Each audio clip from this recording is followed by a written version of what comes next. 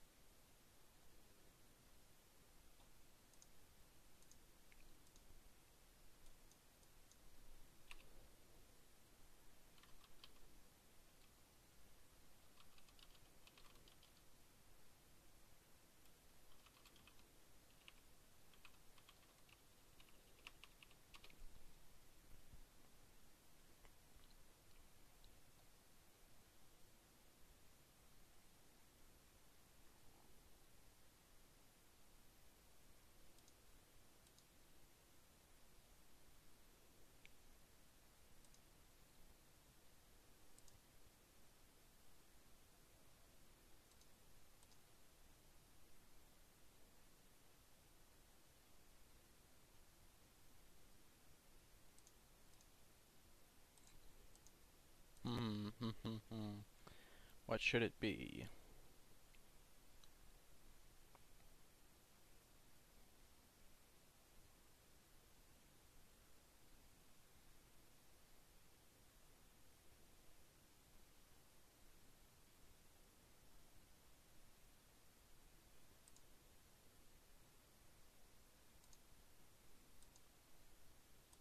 I feel like I'm in the mood for.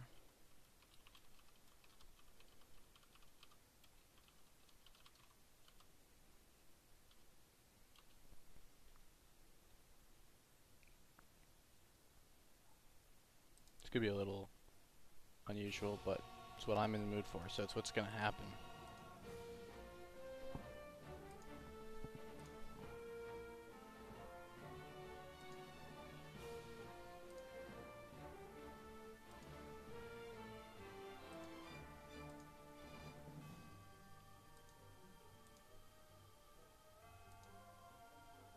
Is my audio sounding okay, actually? That sounded pretty clicky to me, and now it's got me worried. And I don't know if anyone's uh, having trouble hearing me, if I'm super clicky or anything has gone wrong since I cycled.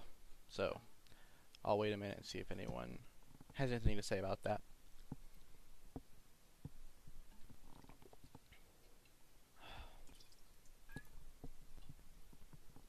While I'm waiting to hear about you about my from you about my audio, I'm going to fill up my water.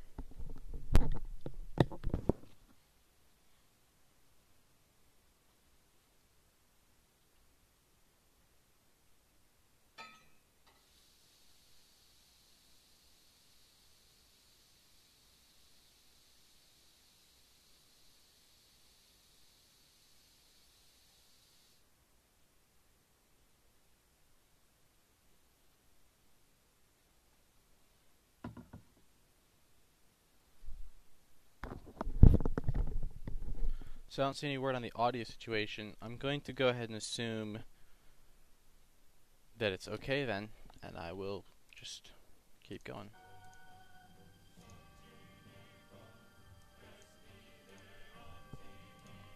Okay.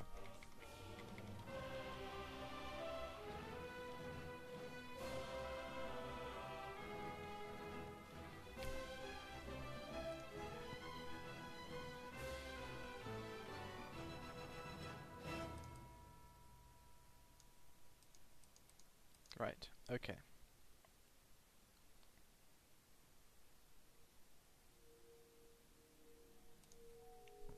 Sure thing. Let's look at the gap buffer.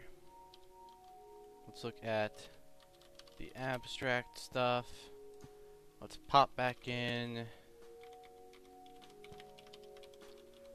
the seek left, and let's get the backify loop working.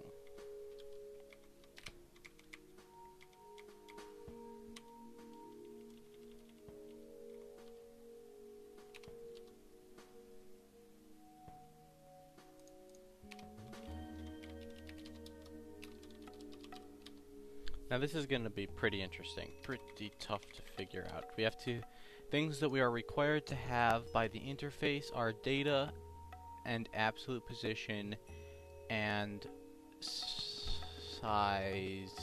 No, we don't even need size for this one. Well, I'm going to say we need size anyway. We need an absolute position. These are part of the interface, and we need data. Let's figure out how to backwards iterate across the gap buffer. You and me together. We're gonna do it. So, first of all, let's not make the same mistake as last time.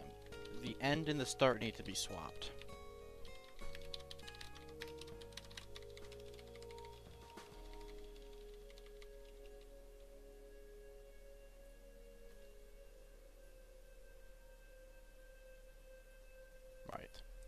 And then, we want to ask the question, where are we going to end this thing? And the end is going to be stored up here. And the end is going to be at result end buffer data plus the end, except that's a little more complicated. As we can see up here, here's what you actually have to do to figure out a position. So, in absolute position and turn it into the buffer, the gap buffer memory position. So, here's what I actually want. So that says calculate my end position. That's going to be to the left somewhere. Then we could also say calculate my start position and work on it from there, see where that gets us. That might be a comfortable place to start.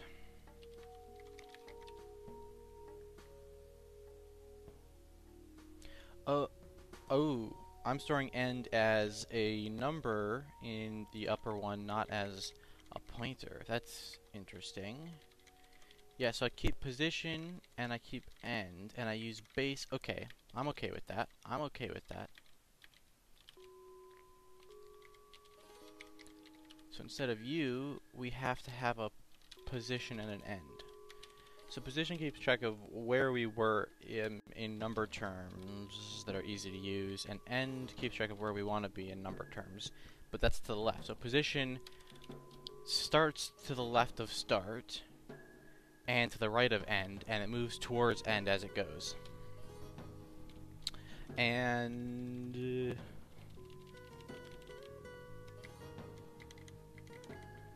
in that case, that won't help much unless I want it to start position like so. But I'm not sure that I want that. Because what I do up here is kind of interesting. I probably want to do a similar thing again, which is figure out whether or not we're separated and store that. And do some logic based on that.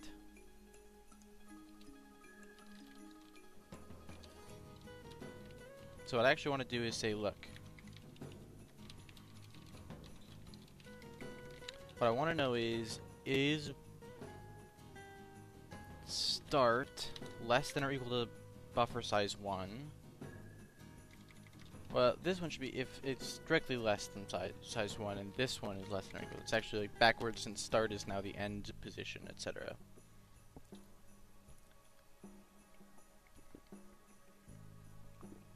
You know what?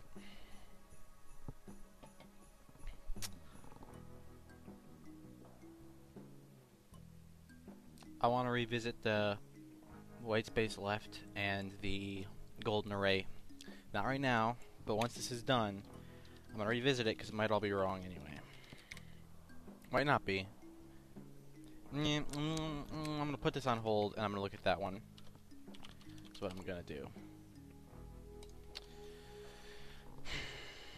Backify. Okay. So, start. Is that even necessarily, by the definition of this thing, in the range or not? Is start inclusive or not, is my question right now. On the other one, end is not inclusive. It says go from here to this position. I think the thing with Backify is you might want your start to be inclusive,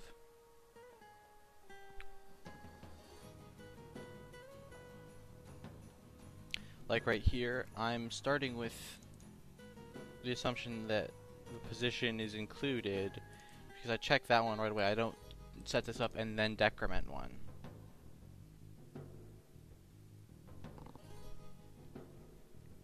Right, I don't set that decrement one and then check. I, in fact, assume that that's in the range.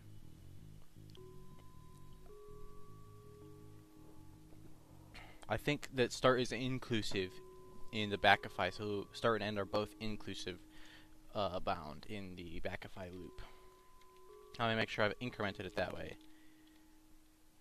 End can be 0. End, okay, so start can't be buffer size, but start can be end.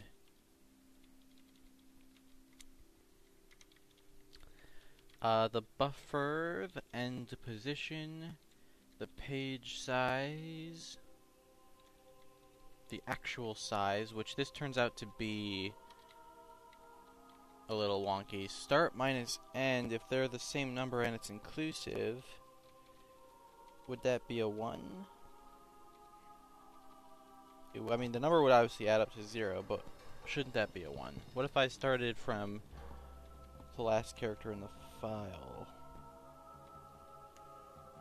Maybe start is exclusive, now that I think about it, because I think my cursor can go all the way to the end of the file. So, you know what? Yeah, start is exclusive, and all of this is correct. And that's interesting, and that's good to know for the gap buffer. Because if start is exclusive, in this case, first of all, start must be greater than end to get any results, and if start is exactly equal to the size of the first chunk, then it's still not separated. Yeah. It's still not separated. Only if it's here and the end was to the left of the chunk divide are they separated. So, with that in mind, separated 0.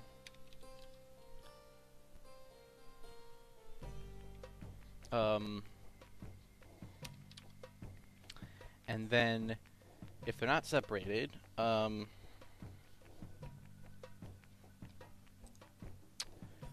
I want to get, yeah, I need to get a little bit more signed up here. Is the buffer data.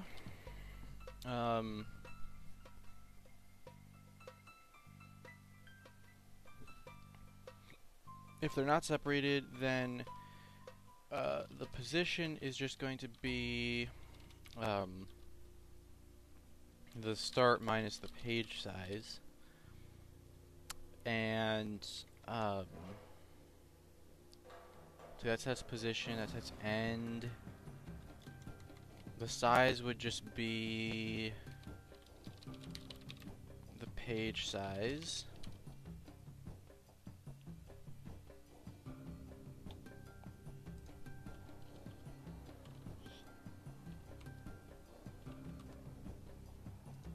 Thank you, Rectangular Tim, for your spelling check. Let's deal with that real quick.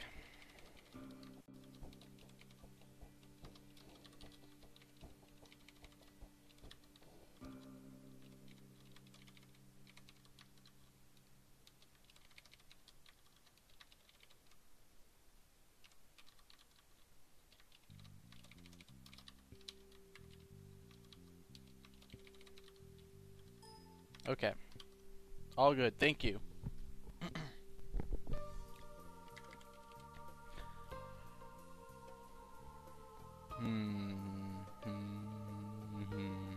Okay, so we're going backwards.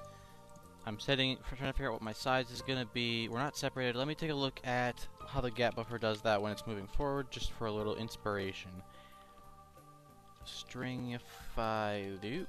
Boop, boop, boop. Boop, boop. Boop, boop, boop, boop, boop, boop, boop, boop. There we go. So these all need to be switched to backify, by the way.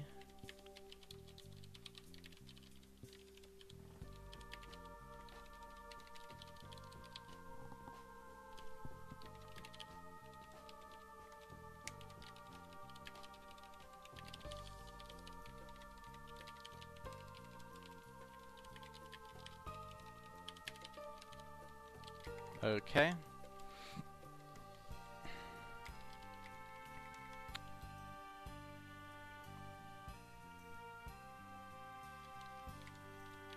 Fair enough, I need to store the page size as well, which makes sense.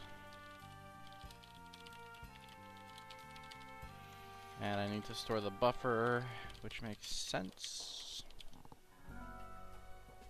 So I grab a buffer, a base, a page size, and the rest has to get figured out with a little more work. Okay, so if the two chunks are separated, are not separated, what do I do over here? They're not separated, so my position is just wherever I want to be, and then I figure out size and stuff based on that from start, I think. I think that could possibly still be done that way. Okay.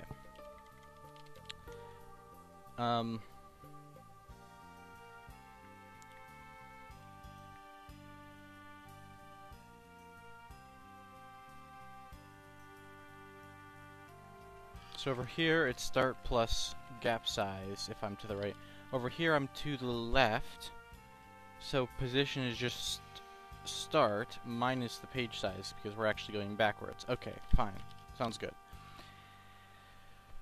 On this end, the question is, did we go, when we did this work, did we find that the end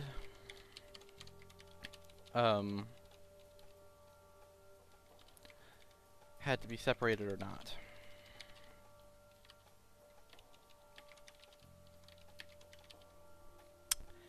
And for that, it's basically, look, he's to the left, but start is to the right. So here we're separated.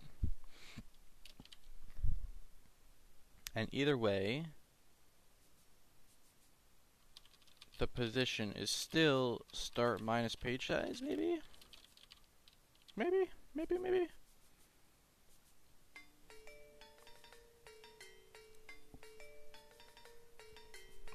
Now I gotta add the gap size.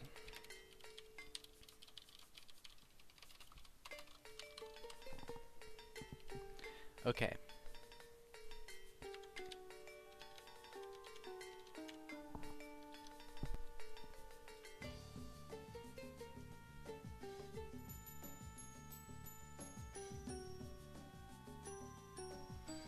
Okay, so we've got a position now. Let's say there are a few cases we need to figure out still.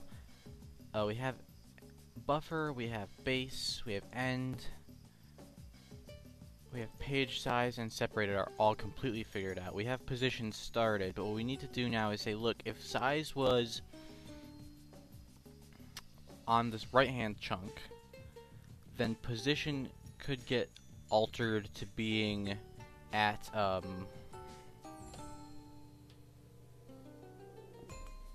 yeah, okay, I see it. So a few things we can do that'll be nice is absolute position will just equal the position, and then we'll say that happens if well, yeah, so if the absolute position if the absolute position is greater than size 1, we can take the absolute position and we can add in the gap size. So that's fine. That'll get us our absolute position if we get the position correct. Now the question is, if the position that we compute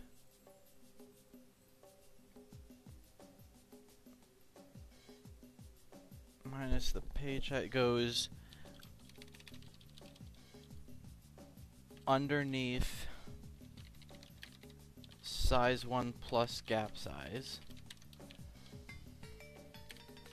then it needs to equal size 1 plus gap size.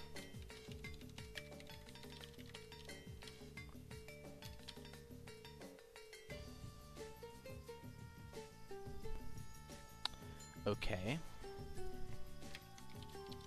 And so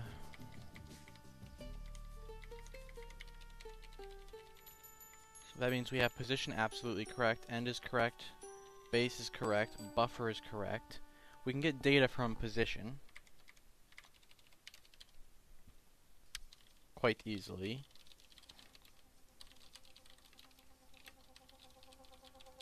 Okay, so we have data, we have buffer, data, base. We have end position, absolute position, page size separate. So all we need left is size. And to get size, what we want to do is look at I think that's just going to be a matter of subtracting start minus the result position once we've figured out the correct position, because there's no way for that. Yeah, okay, so that's right. That should be good way to start our backify loop. Now at each step of the way we have to do something to figure out what we are doing next. So really what we have to do is a case for if we're separated or not. And if we are separated, what we want to say is look at the current position and ask whether that is equal to the loop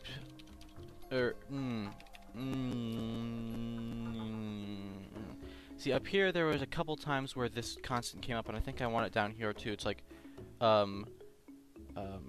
chunk to start, which would be computed as we can do that inside the if, which would be computed as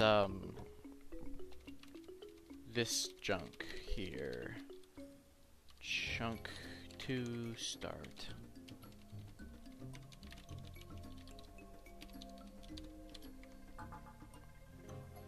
Great. Same idea is going to happen down here.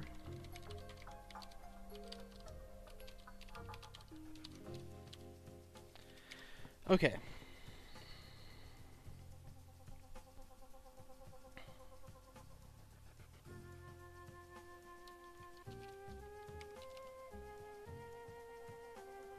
So if the loop position is exactly equal to the spot where chunk 2 starts, there we go, then we're in a case where we want to end our separation mode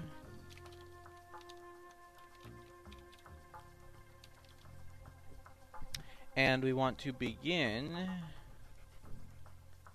the non-separated mode, obviously, but we want to figure out the next position, which would basically be a matter of taking the position and setting that equal to the size 1 minus the page size, and setting the absolute position to the same thing now.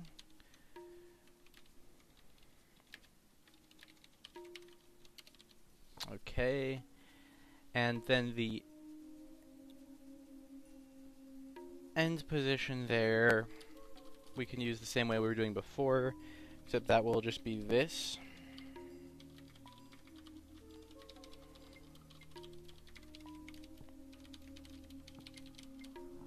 Alright.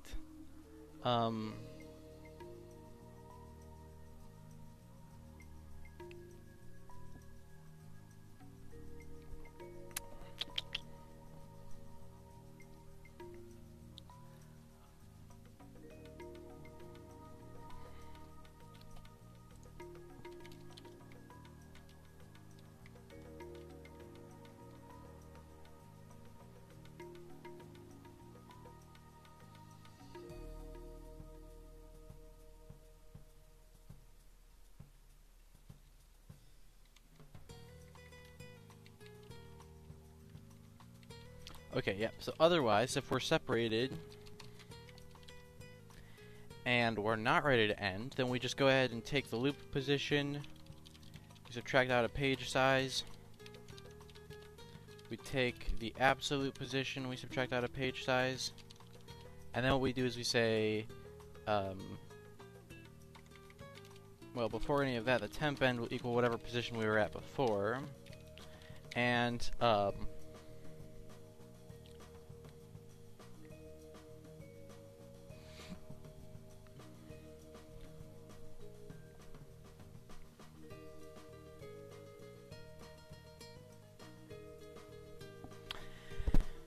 then something like if the loop position ends up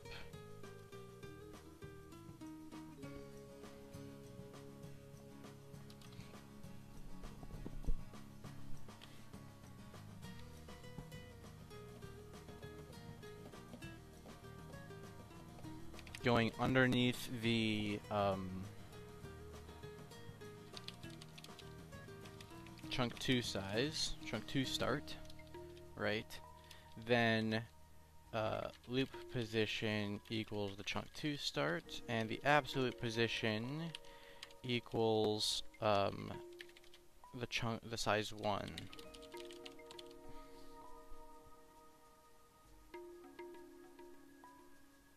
But the temp end remains the same. And we know the temp end must be greater than chunk 2 start, so we have positive size there. That's good.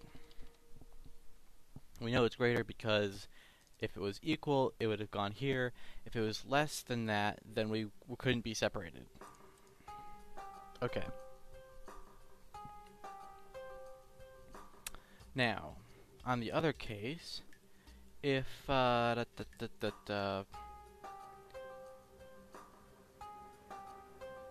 if we take this position that we're on, and we back up 1, and we take the absolute position we're on, and we back up 1, then we can say, alright, if that position goes underneath the end position, because we're not separated anymore, so they'll be in the same range. If loop position goes under the end position, then loop position equals the end. Whoops.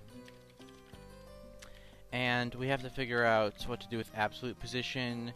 That would be something like what we do at the beginning to figure out absolute position from the position, which is to say, where's my backify loop? Yes, that absolute position is just hard calculated right there.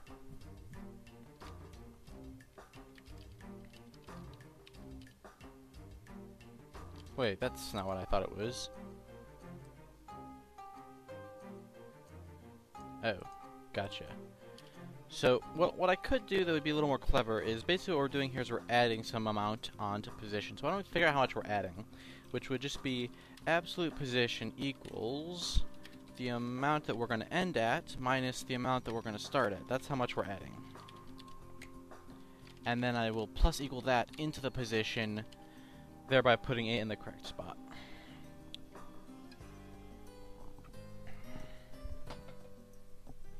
And we know that that is some positive number because we know that position is less than end. Nice. Okay.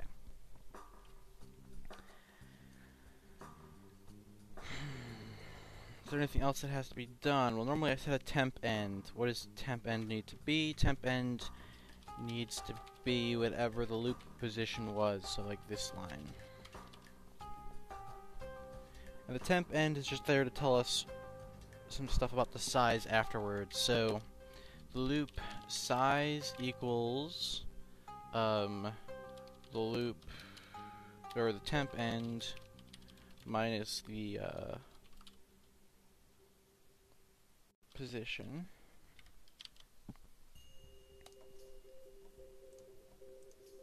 Okay, we've calculated buffer has stayed the same. Data we need to calculate. Data is pretty easy, it's just the base plus the position. Position we've calculated, end stays the same. Size we've calculated, absolute position we've calculated, page size stays the same, separated we've calculated. Let me make sure they all make sense though. So position, what happens to position? Well, if we're separated and the position was at the chunk 2 start, then that means it's time to go back there, so the position becomes... Ooh, what's happening here isn't necessarily any good, because we start from buffer size 1, which is fine, and go back a page size, but there's no guarantee that a page size is less than the size of the chunk, right? So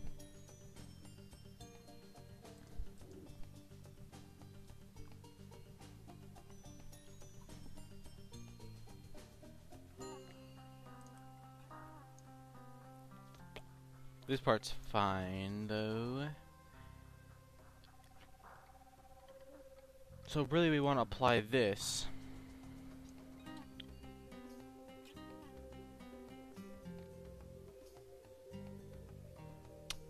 Yeah. So you do that, and then if your position goes too wonky, push it back up to the end.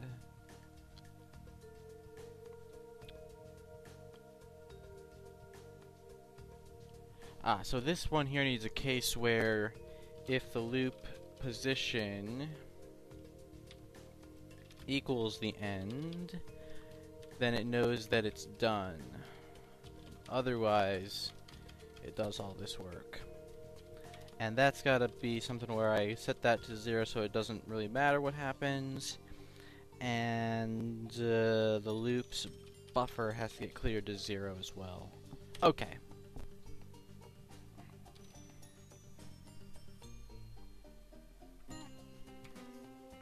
How many times do I reference the buffer in here? I'm guaranteed to use it twice right there, and then I'm guaranteed to use it 2 more times, or 1 more time if it's separated.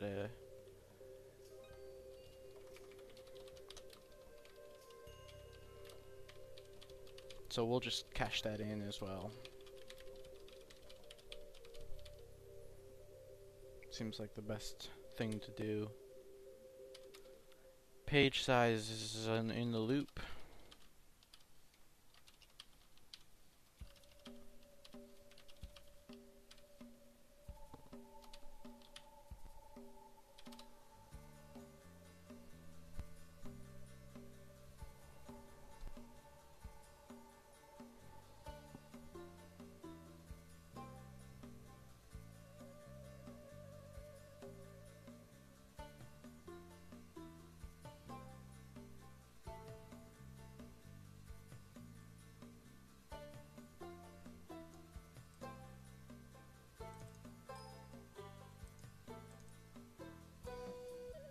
Oops, that should be a backify loop.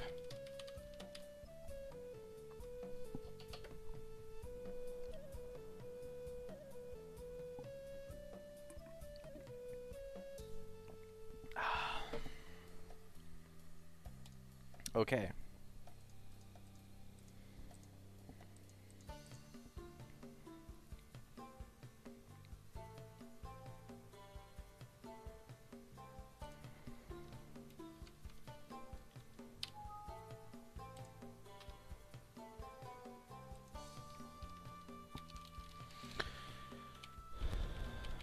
So seeking right still looks good.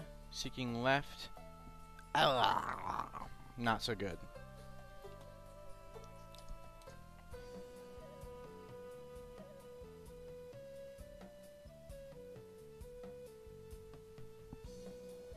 Alright, let me put a breakpoint in right there, and we'll just take a peek. We'll take a peeky poo at what happens when I try to step backwards. And of course I suspect that the problem lies within the backify loop code, not in the seek left code. Okay, so I get this loop data, which is interesting looking.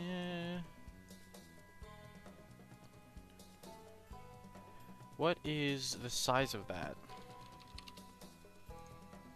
Well, that's clearly absurd.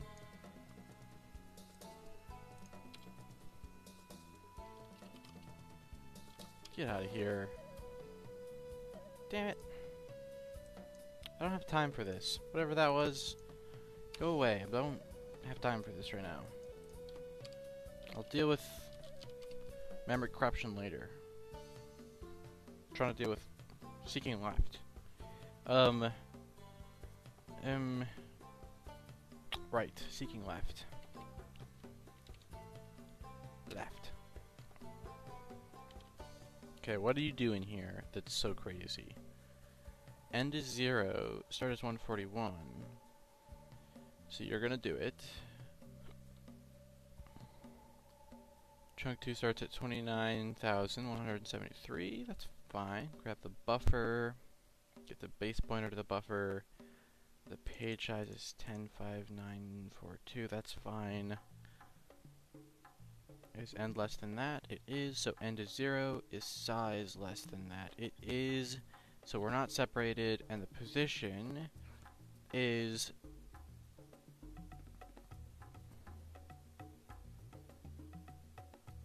start minus page size. Fine.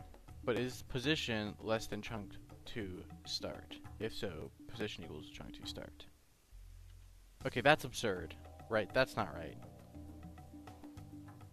That's just total madness. That's not what I meant to say. I meant to say is, look, if that position, if this position goes less than chunk 2 size, then do this. If this position goes less than chunk 2 goes less than 0, then, or goes less than end. That's what I care about. Okay, so 163.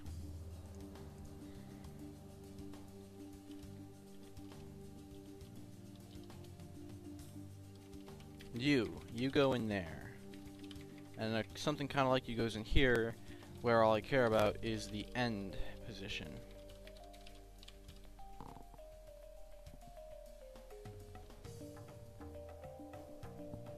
Actually, it's more like this. If we're separated, then I care about this.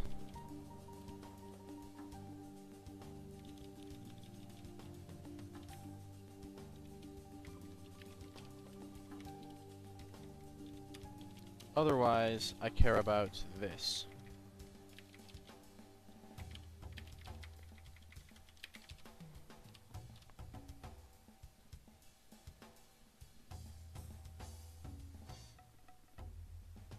Nice. Okay.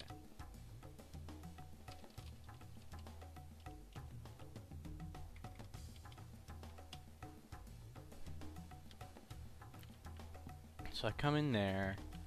I get my page size, I figure out where I'm going to end, which is at 0. I figure out that I'm not separated, and that my position is this huge negative number. But then I go, look, it can't be that small. I have to end there at 0, so put the position at 0. And then it says, okay, fine, position's at 0, whatever you want. What's the size of this thing then? And it looks at where we started and where we ended, which is 169.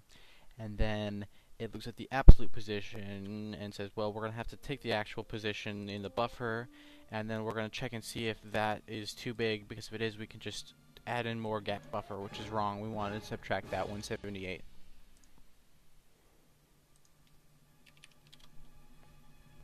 Okay.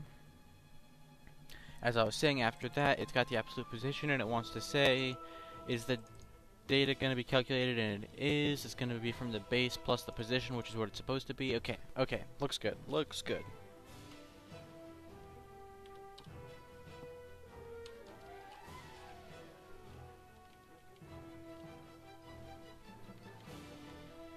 Just take a look.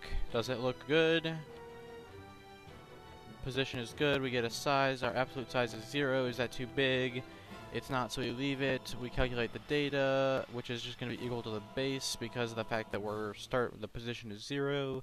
And then it goes, okay, here you go. Here's the loop struct with all that information in it. The loop is good, so go ahead and do your thing. The end is 0. The data is right here. Is position greater than end? It is. So are we on white space? We are. We back up until we aren't. Now we're on that R there.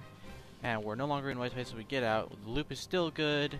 Here's the end, still 0. Here's the data, still right there.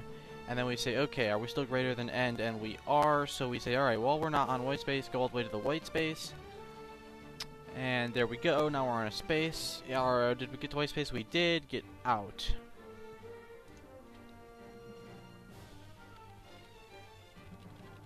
Aha, ta-da, we have left and right seeks on the gap buffer.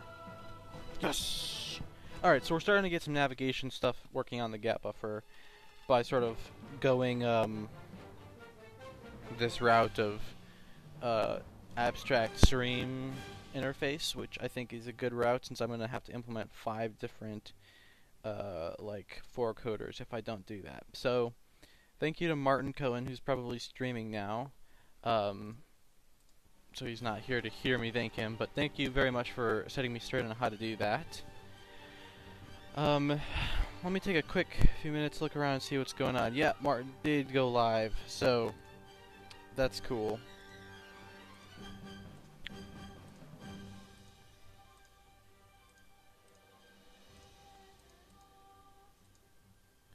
Alright, so the next thing on my to-do list for making this really awesome is we need to get scrolling working. So, well, first let me check if something is true. I believe that move left and move right and move up and down are not buffer type dependent, are they? Yeah, those are just using absolute position interface, which is good and fine. It's good and fine for them to use that. Let me, if you want to see a quick line count on 4coder. Woo! Gotta keep in mind though that there's a file being counted twice, basically the golden array version and non-golden array version of the file view, which I separated because I was going to start making lots of changes that I didn't want to necessarily keep on the golden array if I ended up wanting to revert and abandon and get back to 4coder. But looking pretty good there. We don't have edit stuff yet, but move up and move down, they work.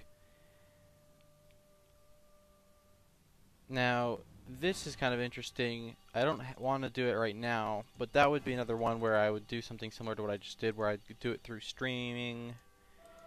This is more about scrolling stuff. I'd be curious to see if it works right now, actually. I don't think it would.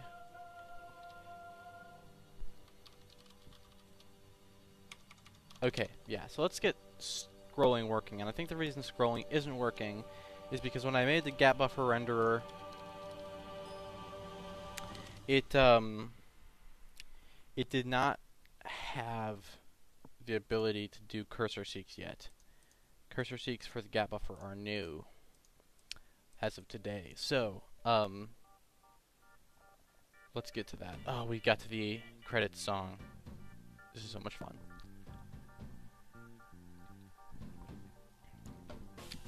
Okay. So let me compare this to how I do it in the golden array version.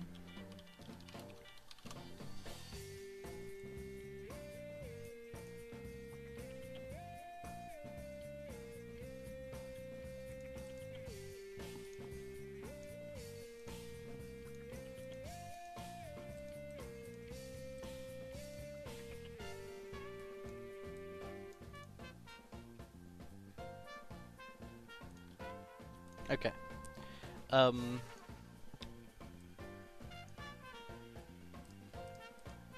So let's see. Yeah, so I've got a cursor, a full cursor right there that I want to put back into play.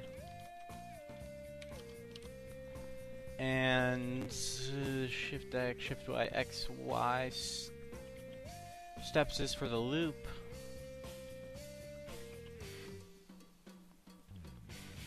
Yeah.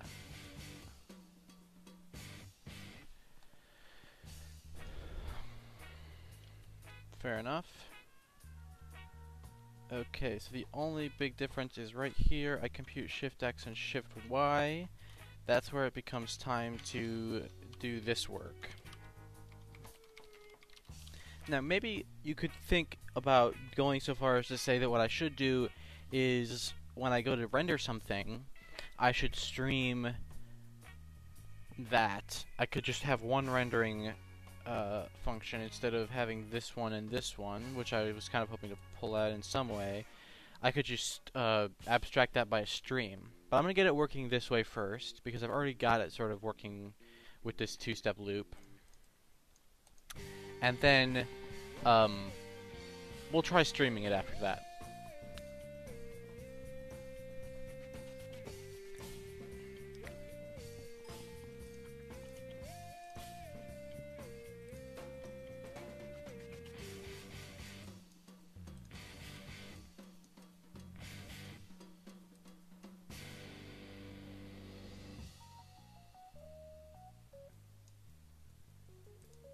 Now I believe I have to call these gap buffer functions to make them right, but that's fine. Other than that, is anything else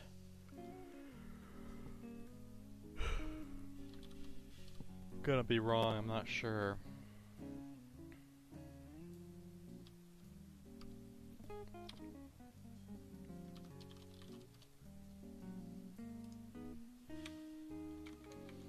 Okay, so I still don't see the effects of scrolling happening, which means maybe the scrolling isn't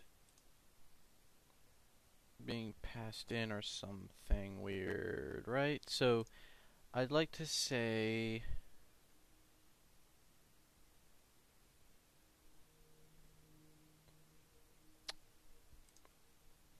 well, if I0 starts at 0, that doesn't help much either, does it? I mean, I can shift it all I want. I would see some effect from the shift though, wouldn't I? Hard to say. I guess I should confirm that the scroll position is actually getting changed, so I don't waste too much time trying to make something work that I just have turned off. Let's take a look at, for example, page down. Page down is bound right now, so it should work.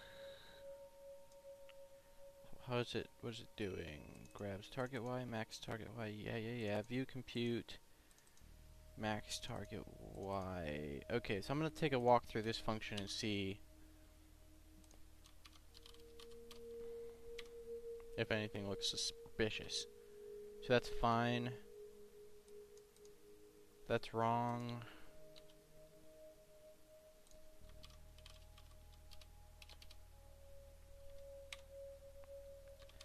F11 here. Compute lowest line. 0. Max target Y. Line height. View height. It goes into there, and then, yeah, so it's going to take the line height and the lowest line, which is not being computed. So, view compute lowest line. Where does that get the number 0 from? I'm guessing, like I said, that I turned it off. Lowest line. If last line.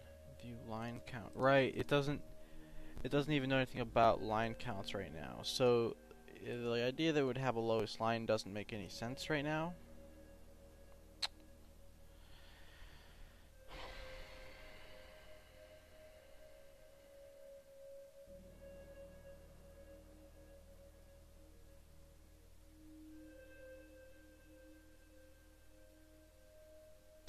I don't know, it's a little bit hard to say that I should get the scrolling working when that would be a hack, right? I could hack it to make the scrolling work, but I think maybe what I should actually do is go a little deeper than that and make some other stuff work so that the scrolling could just work correctly on top of it.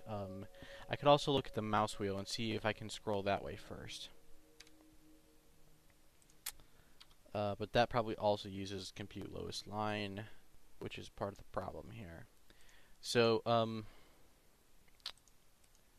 yeah, let's look at stuff about the mouse, which I can find if I look for MX, usually.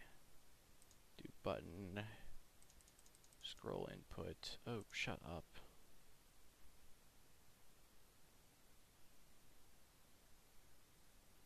What's all this? Take me... there's one down here. Why didn't you take me to this one? Okay, maybe it did. So let us see the wheeling stuff happens sooner than this. Yeah, mouse wheel used.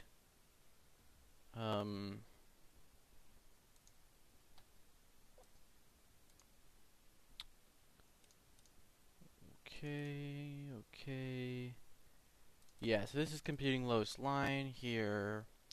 And then the lowest line probably comes into play, maybe? Well, max target Y.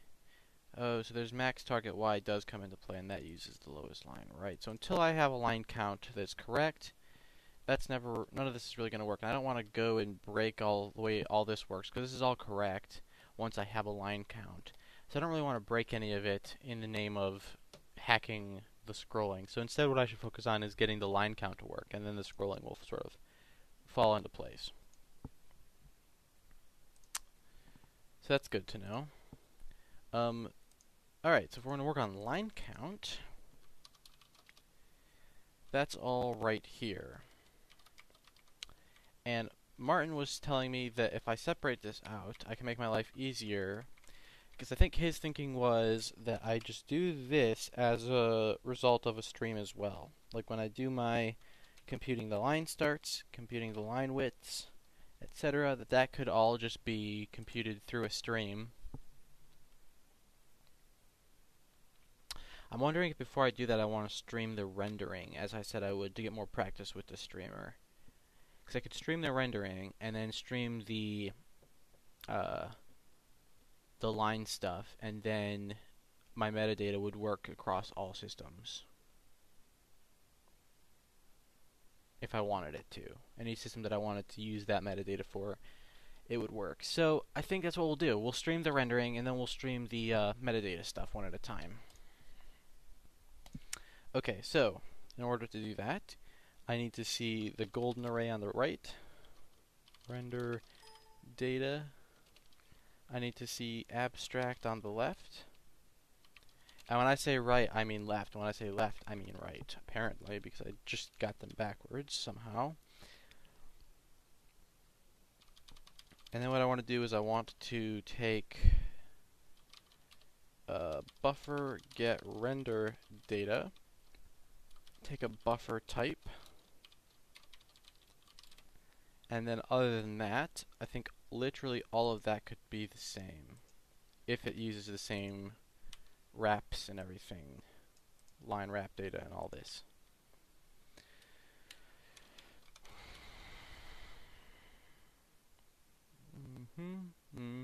Yep. So that's all the same. And then the question is just, do I have everything? Like this needs a cursor seek from blah blah blah blah blah. So maybe I have to stream a part of it and do that. I don't really want to try to make this generic right now too.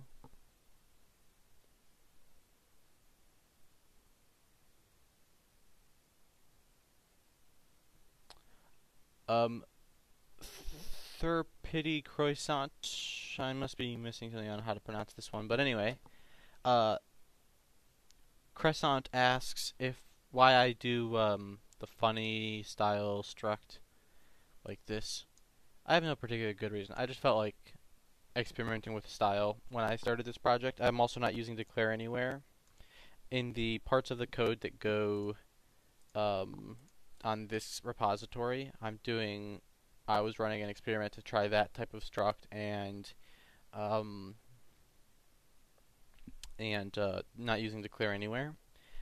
And I'm still calling them .cpp files, but the cool bit is they're like almost completely C compliant now. So people who, for whatever reason, need like C compilation can have it. And I don't necessarily care about that myself or know if it's important. I just thought it'd be a fun experiment to run to see if anything came out of it. Now, doing the structs that way hasn't really got anything. That's just syntax that doesn't matter mostly, as it turns out. But the not using declare anywhere has been somewhat interesting.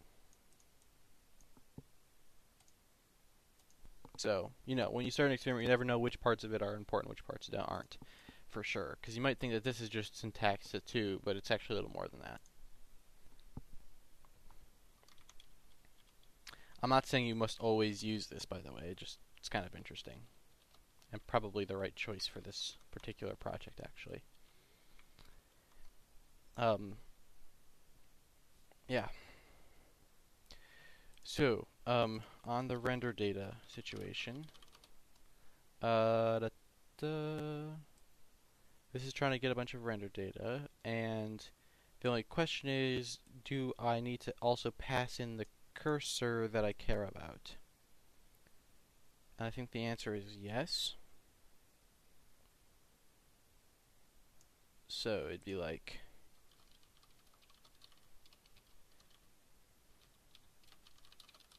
and this has so many arguments in it now that there's like, I'm already definitely blowing out the registers. So the fact that, and I'm passing arguments via stack, so the fact that this isn't passed by pointer doesn't bother me, but I don't necessarily follow the rule that turn a struct into a pointer when it's bigger than a pointer. And I don't know if Canuckles is still here because he was the one who's asking about it, but I don't know that Casey even follows that because like vectors, he doesn't pass to pointers.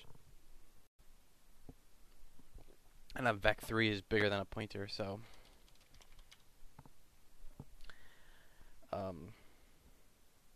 yeah.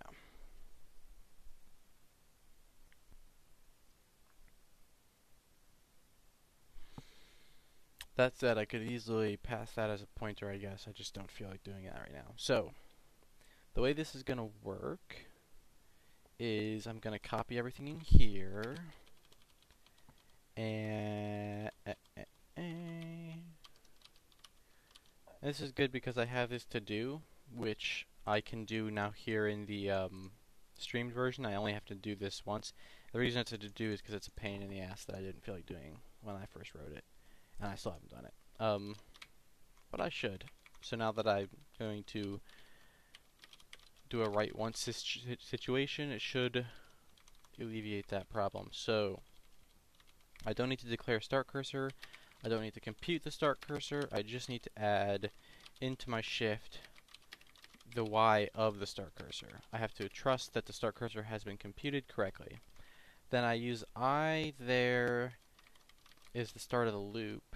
So that should go there. And then what I'll do is I'll say, instead of this loop, what we need is a little different. Not totally different, so I need to save the code. But a little different. So what we need is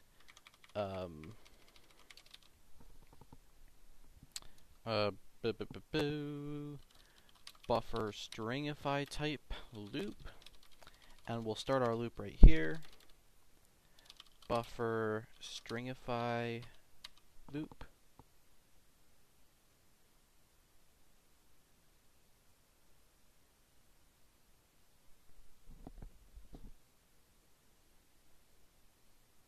Yeah, declare anywhere is where you're allowed to like declare something. I think technically you could not use declare anywhere and do this, but I'm not even doing that.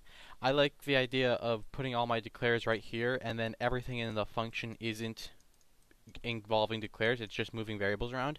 And the nice thing about it is that you can very easily glance at a function and go, oh, here are all the variables in it. That's a lot of variables. Do I really need all of these and all of these? Do I really need all of that? And then you can like read through them and go, oh, I thought I removed this. Why would I need sub? I forget what is sub about. And you look down and go, oh, right. So I need sub for that. And you realize, oh, that's a special case. Well, I could maybe eliminate that special case. And you can like actually reason about the memory behavior of the function.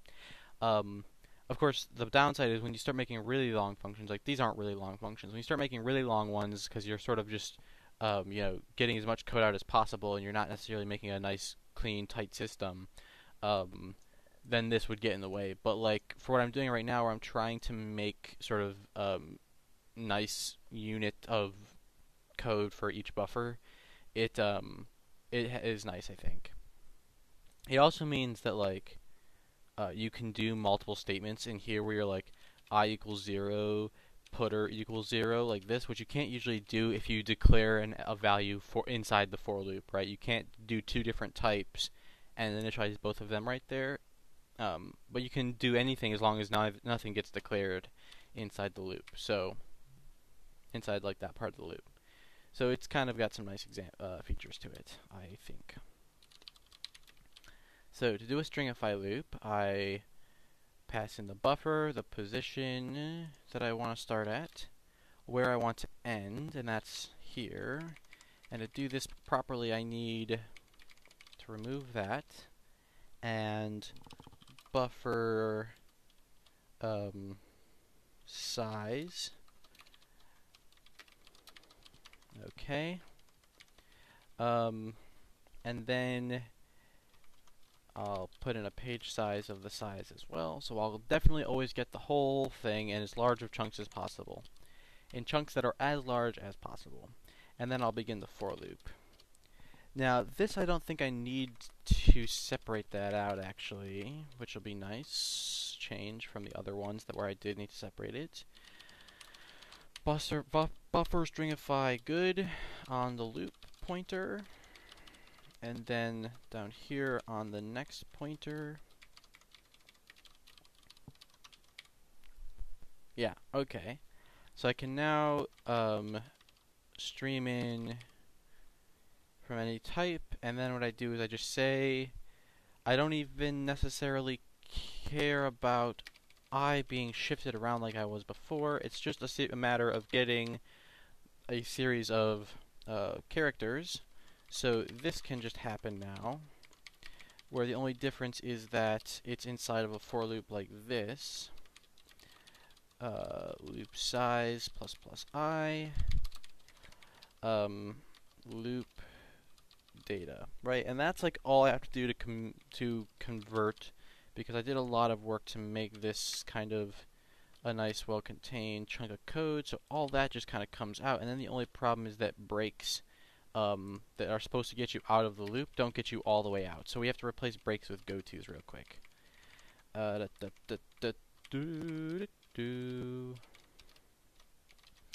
So let's see. Get the name of the function.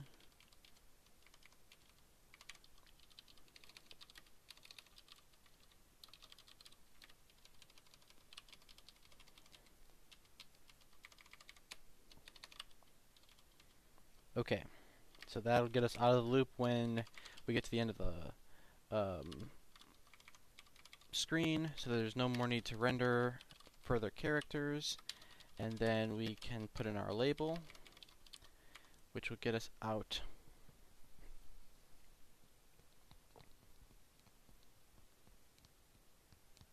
Yeah, I don't see any problem with that.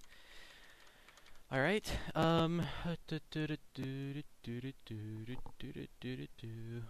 let's see, get the character from the data. Alright, does that compile? Holy cow. So,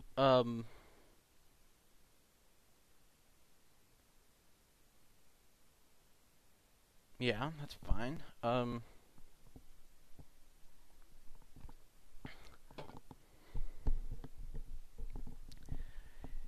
Yeah, Croissant, IDs, go-tos, for the one purpose of breaking out of doubly nested, nested loops, I use go-tos. I don't know why, like, people would stop using go-tos. For one thing, if you don't use declare anywhere, go-tos would make a lot more sense. When you use declare anywhere, the memory behavior of the function gets weird, and so the go-to doesn't quite make as much sense, because you could declare something under a label or between the go-to and the label, and then does that thing exist or what's the deal? It's very confusing. If you declare everything before any go-tos happen, then you just know what's local and what's not, and it just makes sense. So that's, in my mind, if you're not using declare anywhere, a controlled use of go-to can be very okay.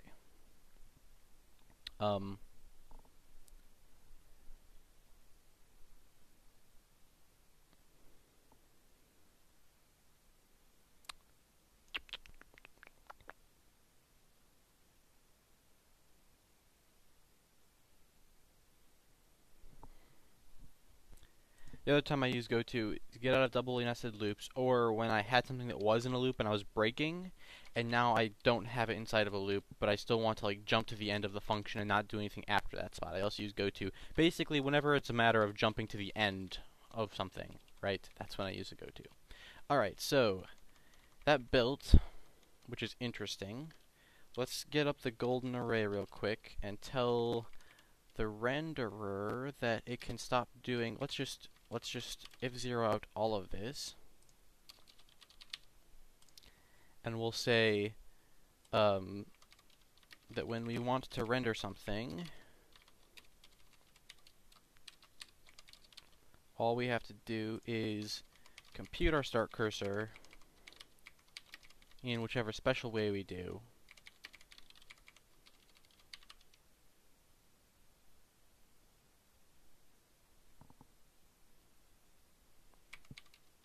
We'll also need this declared right here. For now, it's kind of nasty, but it is what it is. I'll have to think about this one little aspect of the situation.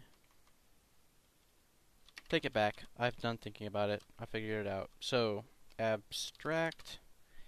The question to really ask ourselves is, what does full cursor actually do for us? And do we need an entire full cursor, or can we get away with less? We need a wrapped Y position, an unwrapped Y position, and a position. Okay.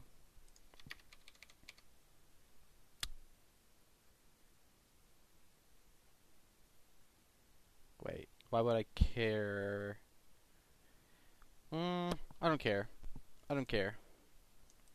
We can just do it this way for now. It's a bit of slop, but it'll work. So we are going to declare those first, like so.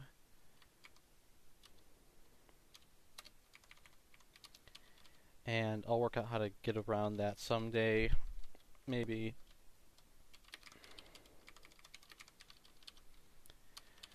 There we go, and then we can call this monster of a function right here. And this is all less than ideal because doing this every time once I have it, like, doing iterative stuff. We'll get to it someday. Buffer, wraps, items, max, count, port X, port Y, scroll X, scroll Y, start cursor, wrapped, width, height, advanced data, stride, float, font height.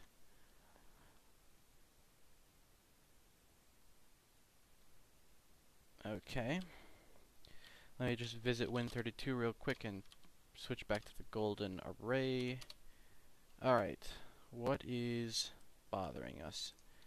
We want that to be a buffer.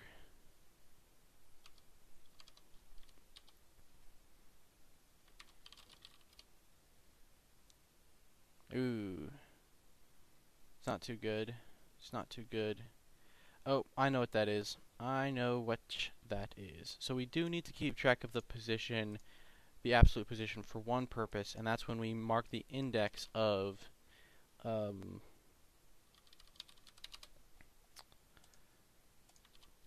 yeah, so all of these i's here, using I equals 0 is fine for getting the position out there, but then with all of these i's down here,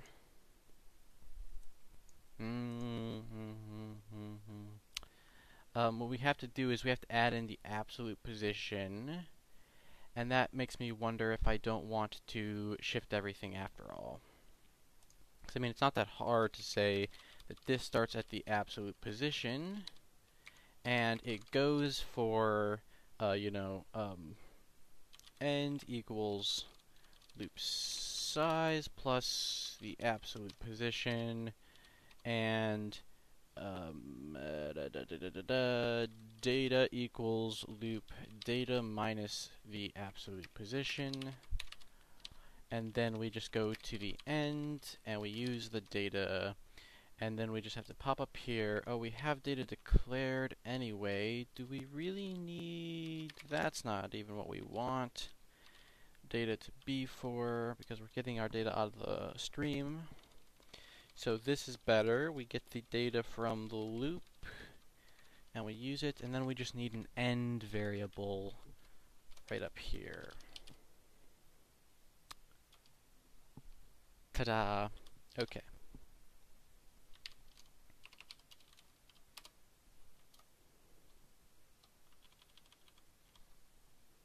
Alright.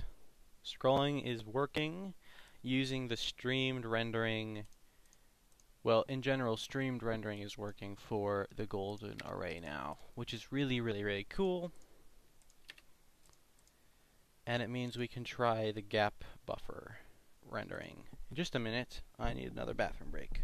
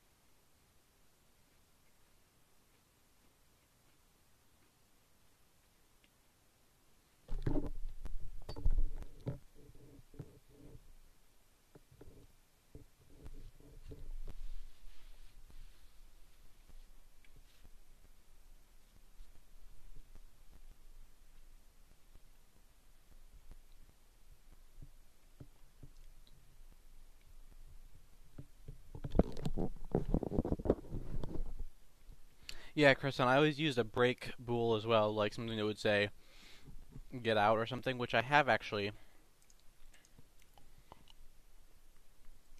If I go to the I'm in the abstract. If I go to cursor seek, which I did earlier today, make abstract, right? I didn't make it abstract. I just made a gap buffer version of it. Okay. Right. Cursor seek step. So I have a shared cursor seek step. And you can see right here I'm doing a goto as well. But actually, when this was first written, I have this variable called getOut, which is doing kind of that thing where I can't break out of a switch, which is another thing you can get out of with a goto. So now that I'm putting this code into like non-declare anywhere mode, where I'm okay with using gotos, I could get rid of getOut actually and use a goto and eliminate this whole if right here.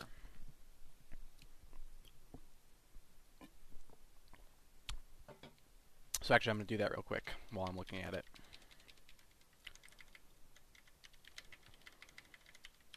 Right, and I would just set get out to 1 whenever I want to get out, and then at the end I have an if that says, okay, actually do the getting out now.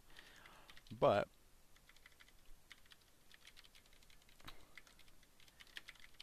that is suboptimal when it's not necessary. Okay.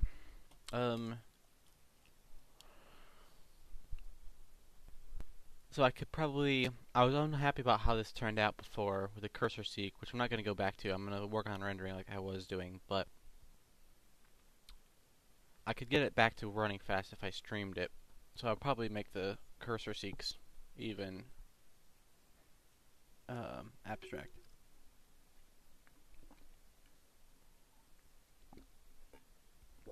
Looks like Martin knew what he was talking about.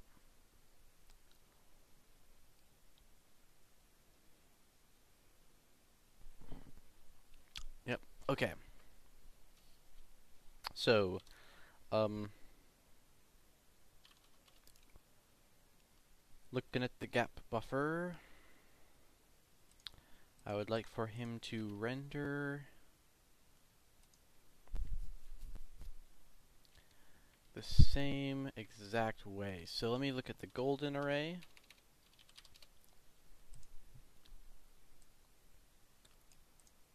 Alright. So these two guys are going to be almost identical to each other, which just further suggests that they could be collapsed. But for now, we'll leave them apart. Gap buffer, gap buffer.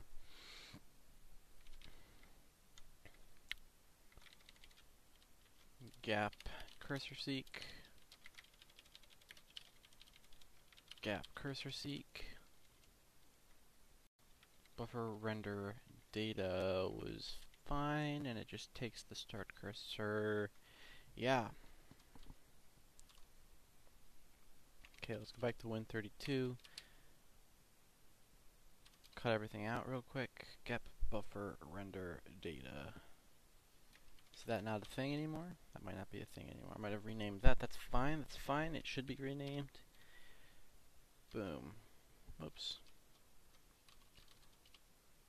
Okay.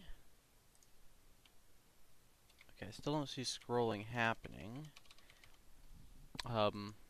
Which is right. That's right. Okay, so I'm streaming rendering now, so I have the rendering code written in one place in the abstract part.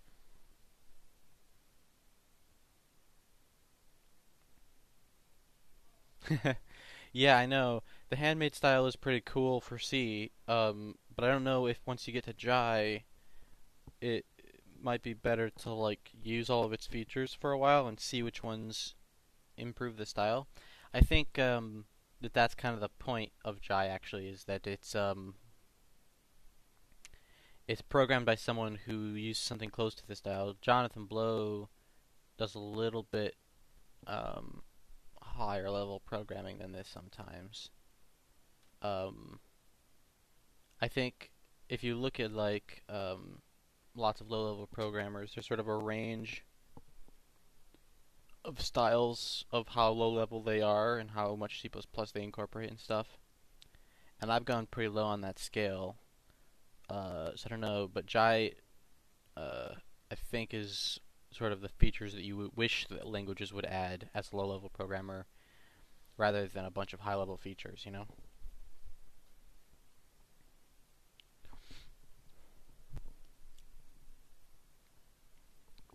So I think it'll be pretty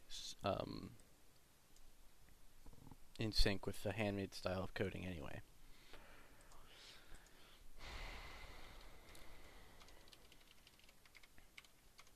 All right. Let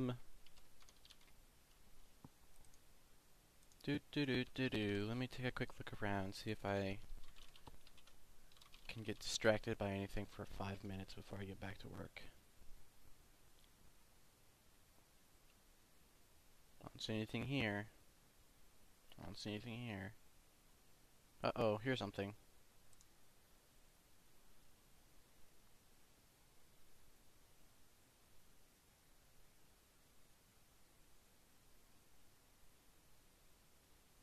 Yeah.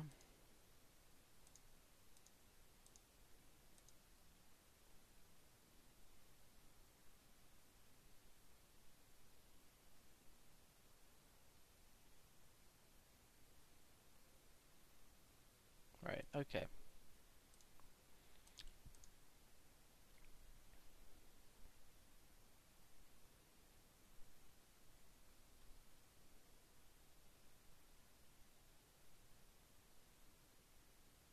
Connor Rents asked what keyboard do you have, and I would like unplug it and show it to you, but like I built my computer myself and I never really finished getting it quite jigged up right, so there are certain pieces that when I unplug them and try to plug them back in, that port like won't recognize unless it's plugged in when the computer boots. So I can't unplug it, or I'll lose my keyboard for it until I reboot. But I can pick it up for you kind of and show it a little bit. Let me see if I can. Yeah, so it's gotta just be. It's upside down for you, unfortunately, but that's the best I can do, I think. But this is my keyboard. It's got like LED lights and it's pretty plain and straightforward. It's a code keyboard with the full set of keys, including the like numpad and stuff.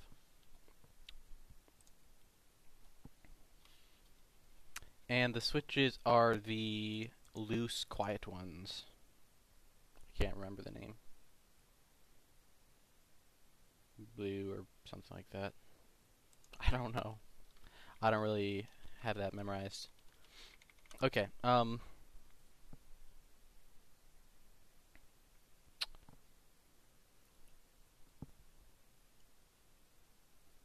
just got the rendering working for the gap buffer. I need to get the metadata stuff streaming now. So let's visit buffer abstract. Alright, and put that up against the golden array. Top. Okay, so line starts. Measure starts. Yes, so there's a struct for the state of measuring starts because it's one of the things I do iteratively for handling out of memory situations. Rendering, we'll put it right here.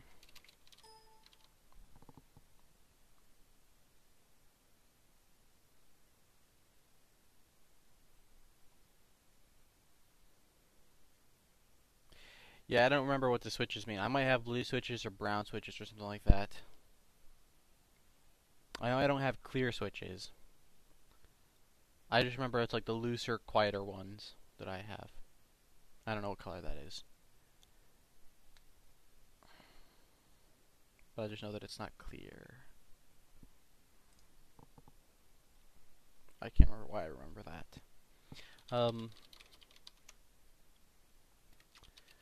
Buffer measure starts. So we have to have this state, and we have to have a buffer type pointer. There we go. You, right there. Yeah, I think brown sounds right.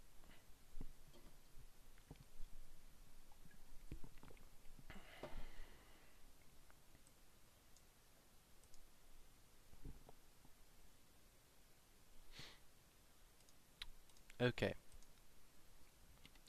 Now, what's it going to take to stream this? Basically, this is a stream from...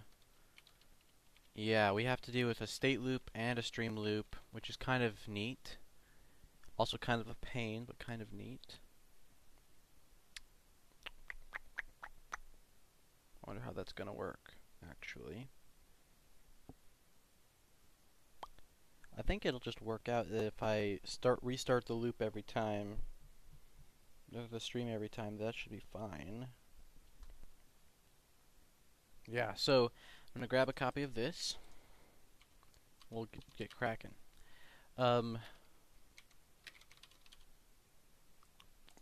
So at the beginning of each one, I ask for the line starts and the line max. I get the data and the size of the data. That's gone. I don't null terminate with a new line anymore. So that's gone. That is to say, I don't new line terminate. I don't line feed terminate. Result I can set to 0. I get the current state of the loop. State, count, and the start position. What is start? Okay, yeah, it's the last start we had. Now what I need to do is turn this loop here into not using data and I directly, but into using a streamed loop. So let's try that. Buffer stringify type loop.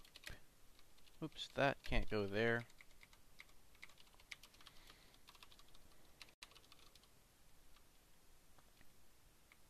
Yeah, okay. Buffer stringify loop. I pass in my buffer. I start from I and I go to size. So I do need size set, but that's fine. I have a way to do that.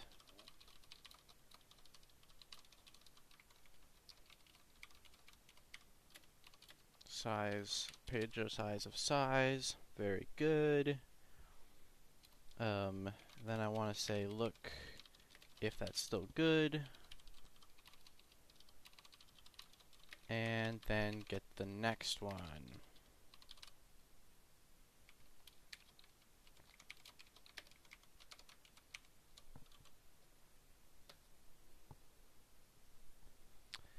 Let me take a quick minute actually to put on some new musics. So we just finished the Age of Mythology soundtrack a little while ago. How about something other than a video game soundtrack next? We did the classical piano.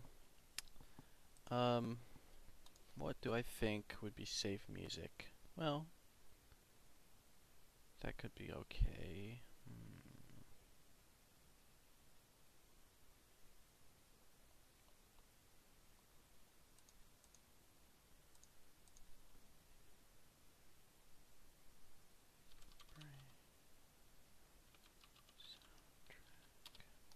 I'll do this one actually.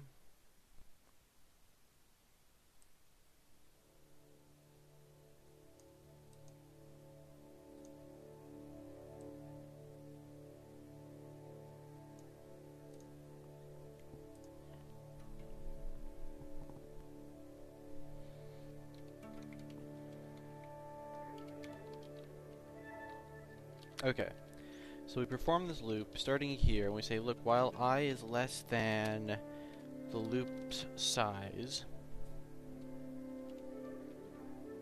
take a look at that character you're on. If that's a new line, then if count is max, we need to get out.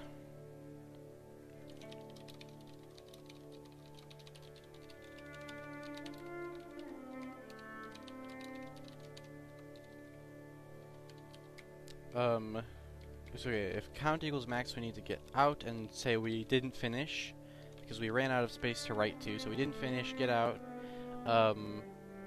Otherwise, increase count by 1, storing in that previous position, the next position in the array, the start position, and then this. So this is where I need to add in the absolute position from the loop.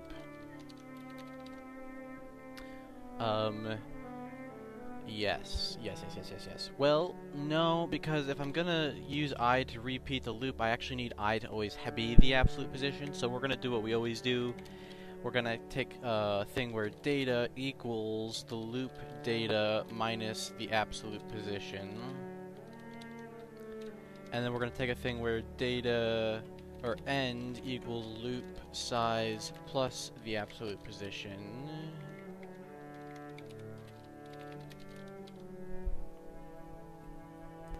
And then we're going to say, while we're less than the end of this chunk, look at the data, and then store that. That way I is in the right position, so that when we store it in the state and retrieve it later, it's correct. That's fine and good and all. So we can stream across the thing, count the new lines. Is there anything wrong with this? I don't see anything wrong with this. Why is there nothing wrong with this? Because streaming is extremely easy. Huh, okay.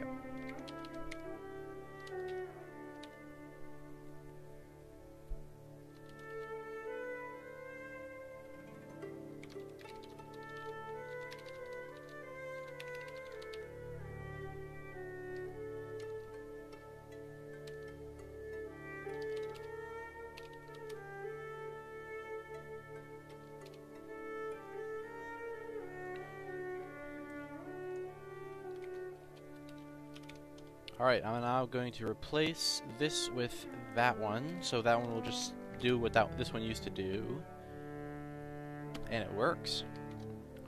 And now we're going to see if we've got line starts computed correctly via stream. We'll know that they're wrong if I can't click somewhere or the scrolling goes wonky, but man, it looks pretty solid. Looking pretty solid, looking like a solid thing. Good deal. Okay. But that doesn't mean the stream always works. We now need to test it with the gap buffer version,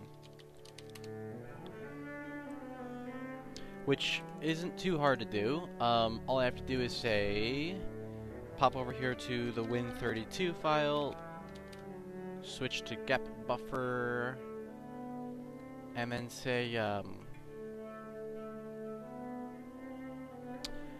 follow that up with going to, well, I need to find, where do I measure starts? So I measure starts in here anywhere? No, I don't. This is the platform layer. Anywhere in here that I measure starts?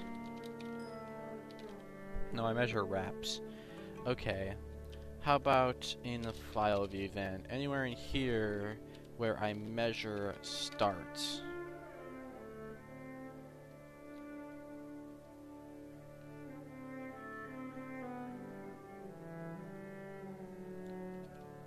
Go starts as needed. How was this even compiling before? Buffer measure starts is getting called, but it doesn't exist. This is the golden array version. Give me the file view. There we go. I want to see where we're measuring starts. Alright, I want to see if we are able to do this much now. Does it compile? Yes! Okay, so file measure starts is a thing. I think we should probably just go ahead and get remeasure starts working before we call it a total victory.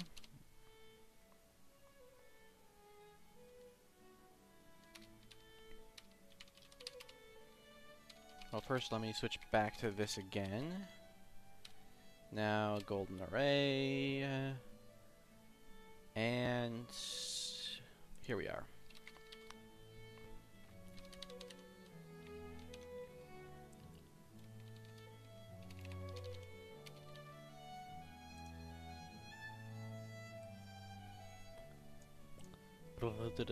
Tick, tick, tick, tick. I have clicky audio and I'm making fun of it. Buffer remeasure starts. And I want it to have a similar signature so that it will just magically plug in. We're going to if zero out this work and try to make the same thing happen through a stream, which might be difficult. We'll see.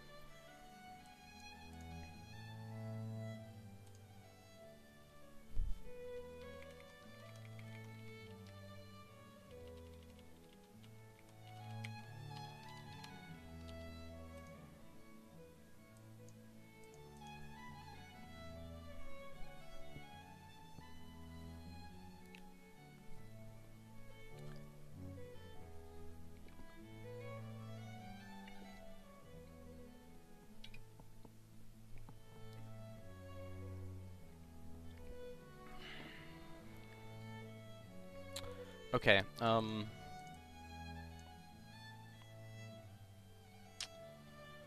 let's see, starts is the same, line count is the same, 0, line end, line count, that's all correct still. Yes, this is all the same. Okay, it's not until down here that things go wonky.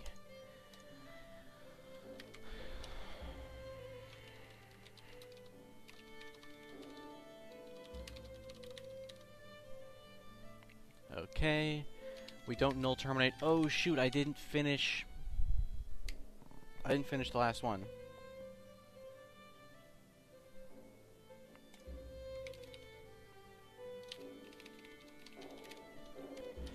Fucon, are you asking about why I'm doing that instead of internal? Like why the extra fortech here and like I have it in a few places? Are you asking about that particular thing, or why am I doing this instead of, like, are you asking why I'm not doing that, or are you asking why I'm not doing that? Is my question.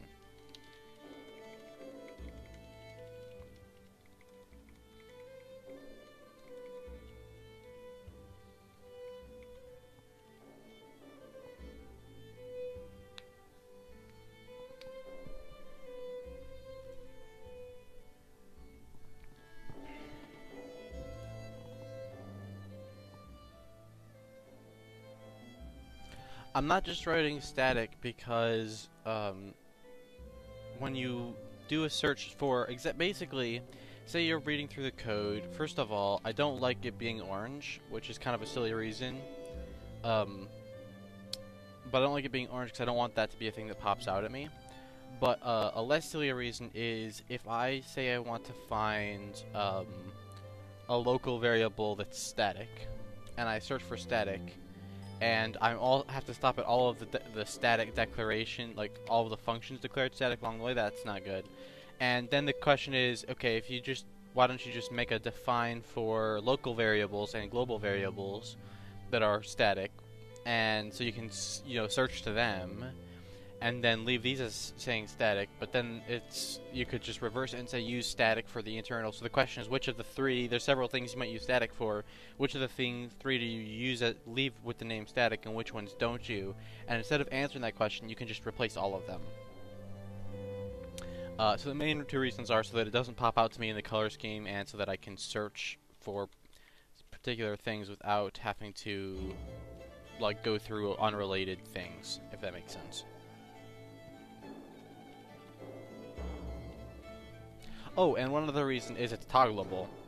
And the reason it's not internal, because I could also do this, which the rest of my project uses, but the reason this, and normally I wouldn't do that, in my normal project I wouldn't do it, I'm about to say, but I can also toggle this off so it's no longer internal, and everything gets declared for external linkage, and so it also makes it really easy to toggle if all of your functions are external or not.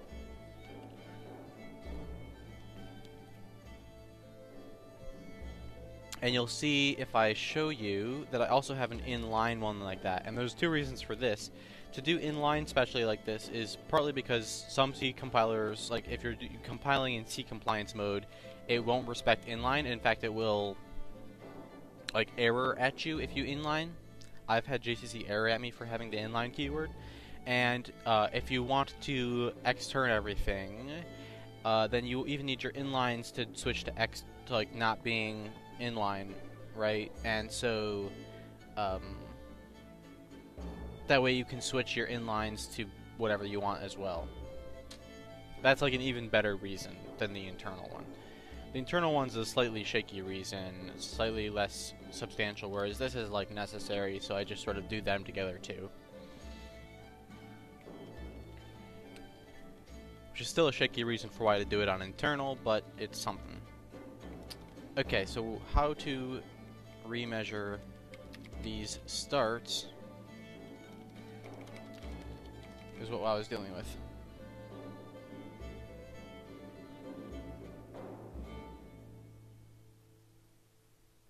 Yeah, so the internal is not a keyword in C, no. The point is that internal is what a lot of people in the handmade community started using internal because of Casey, who uses internal as his define over static just for the searching reason. And just the searching reason alone is good enough for him. But I'm not using internal because I also have internal in 4coder itself, and I wanted something separate from internal that I could toggle separately. Right, because like I said, I'm also using that for the use of toggling it possibly in the future, and I needed that to be separate from the internal that I use for everything else, so that I can toggle it without toggling everything else.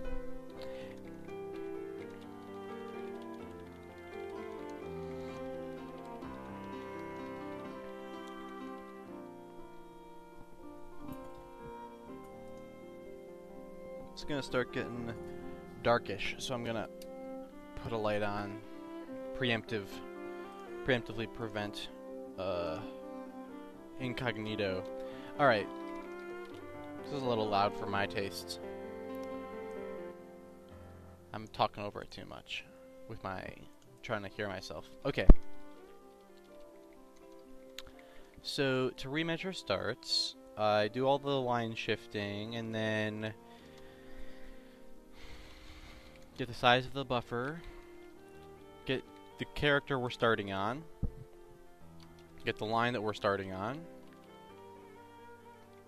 we get the first value of start, that's fine. Update the line end value, that's fine.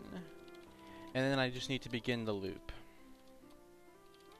which I can copy right out of this one for the most part. But do okay. And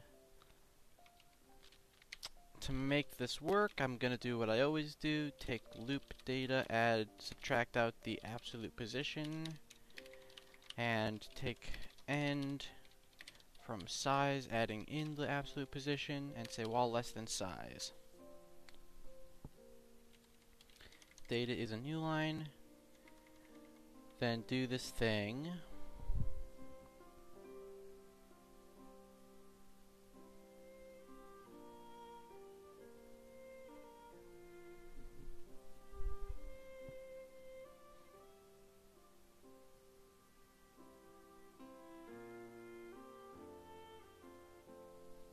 And then I have to deal with the situation where I'm not actually terminating with I'm not line feed terminating anymore.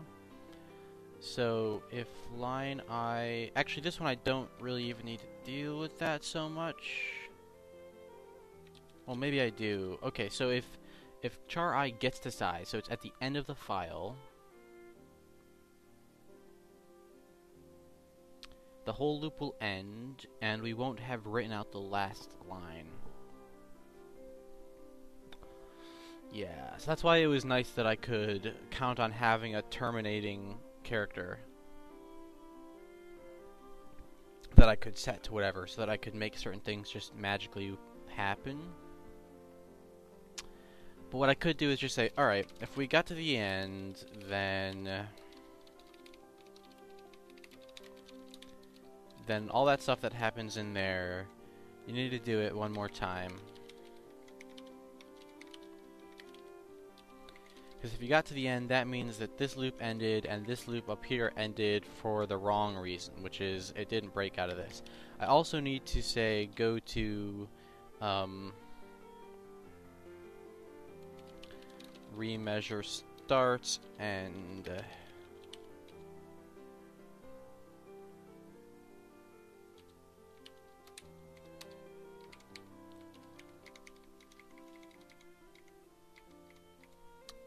okay.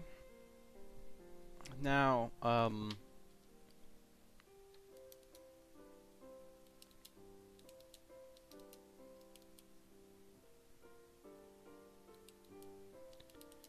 this one also needs to handle the situation where I gets to,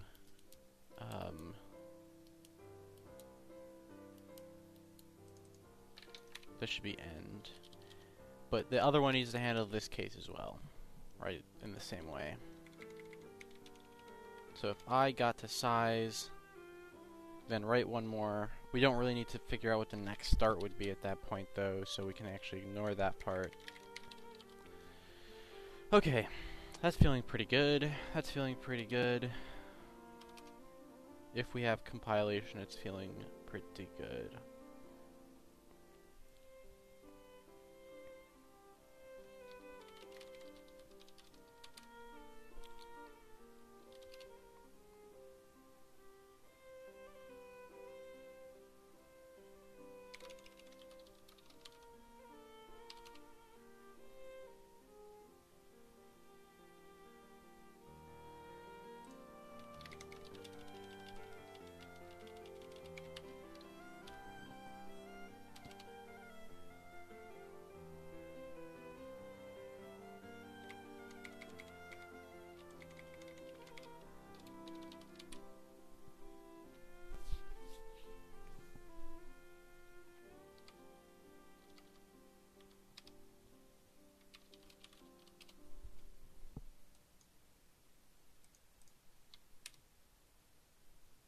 if line wrapping still works this right way, it looks pretty good, then we can know for sure that line starts works. Now we need to check if line remeasure starts works, which can be perhaps a trickier one to get right, maybe. But it appears to have been correct. Anyways.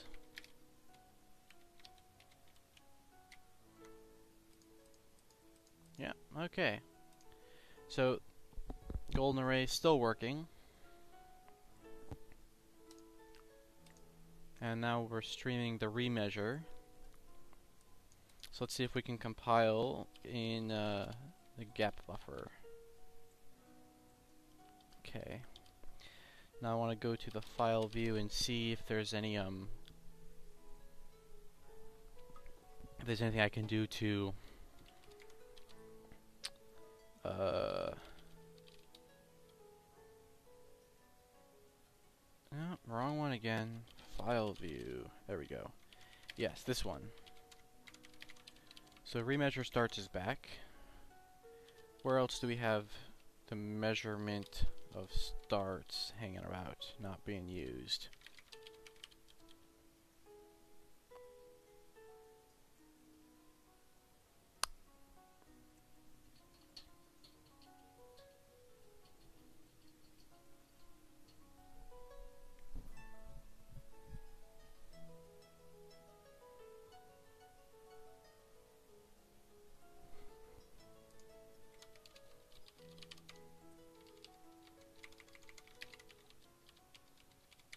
Okay, so we could get this part reworking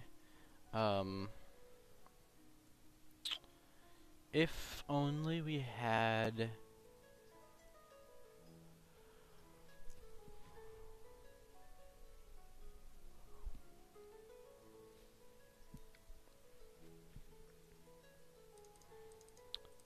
buffer get line index.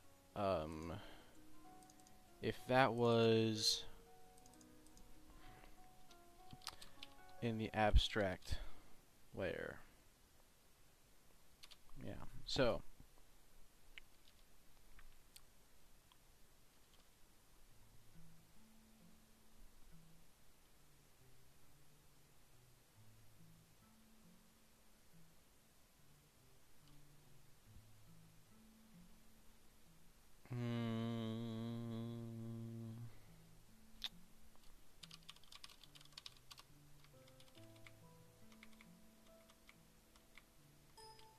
bing, bong. So we have measuring starts. I want to see if we can get the, give me a golden array. Remeasuring starts is gone. Okay. Curious to see. Very small amount of change to switch everything to streaming. Cool. Okay, bing, get line index. Let's see, this is just binary search on line starts. Yeah, this can almost just copy and paste right in place. It's so simple. Okay, white space right, left. Measure starts, remeasure starts, get render data. That's where you're gonna go.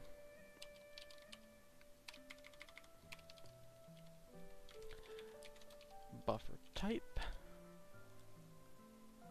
Done.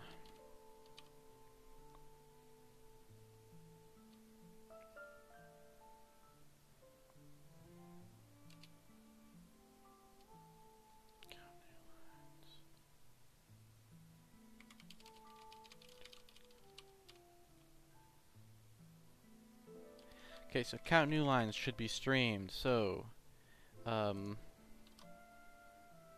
abstract, golden, count new lines.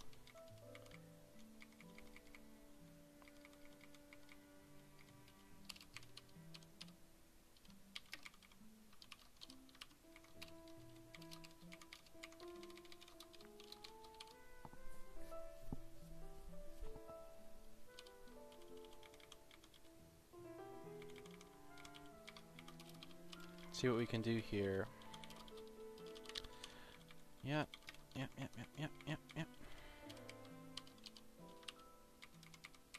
Oops.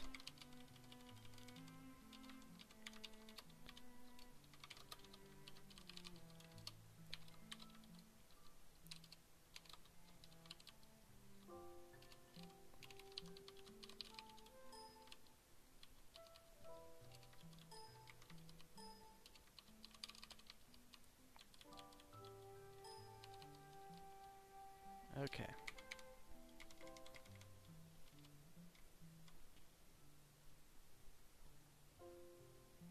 Yes. No,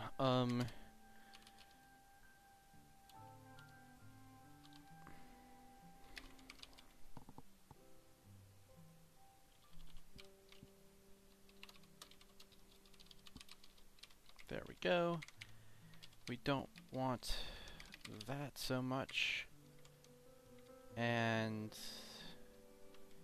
then all we have to do is throw in a loop up at the top.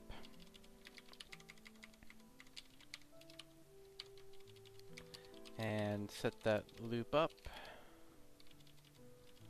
as shown here, for example. Buffer from start. Oh, this is kind of cool. I can just say go to end using end minus start as the page size. So we'll get to test some other formulation of the stream loop.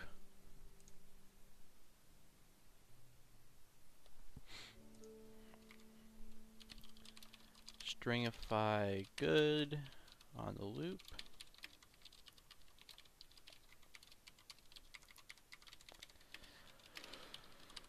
Stringify next. So that's all cool.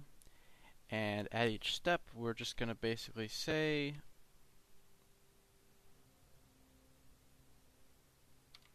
oh, this gets so easy. This one doesn't even need... This is the first time we really don't care about the position of I except for reading out, so we don't need to do anything fancy about shifting stuff around. We can just loop across whatever we got and say if every time we see a new line, add that, and then we're done. So the streaming loop controls making sure that we end at the right place, and we just add up all the line feeds we find. It's extremely nice and pretty. So, does that build?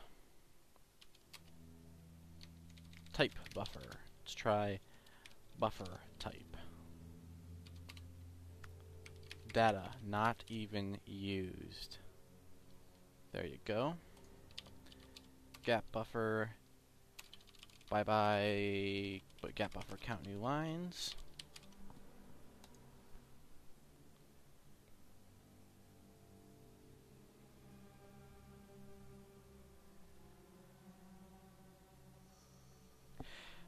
Connor Rentz asks, will 4coder come with a price with the first official release? That's a interesting question. I don't actually know for sure. My plan that I'm 99% on right now, you can tell me if this is a bad idea, if you, in your opinion, but what I'm planning to do is to release 4coder on like itch.io and have like a donate, so you can get 4coder for free, and you can pay what you want. Like it'd be minimum price $0, suggested like default price of like $5 for just getting 4coder 1.0, that you can use and is the full thing, right? And then there would be like a premium account version where you have like if you pay at least $25, you get or maybe more, maybe like $30 or $40, you get like all sorts of additional stuff to help you with making plugins for yourself, and for using the reverse plugin thing, the hyper portability feature.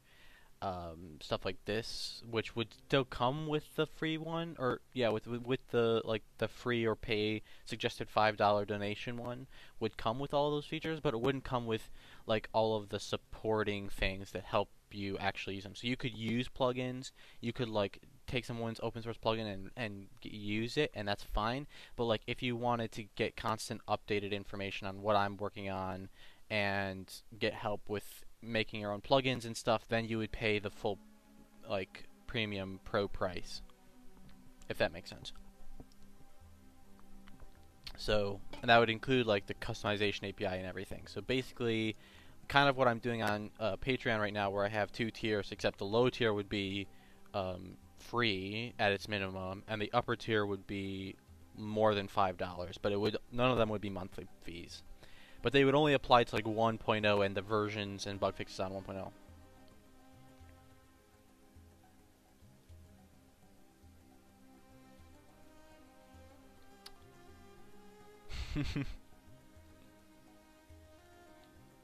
Yeah, I could see that it's kind of like F2P. You pay more to get some things. The main difference between this and F2P is there's not a ton of stuff. You get like there's one add-on to buy. It's expensive, and you buy it once, and that's it. That's the main difference with F2P.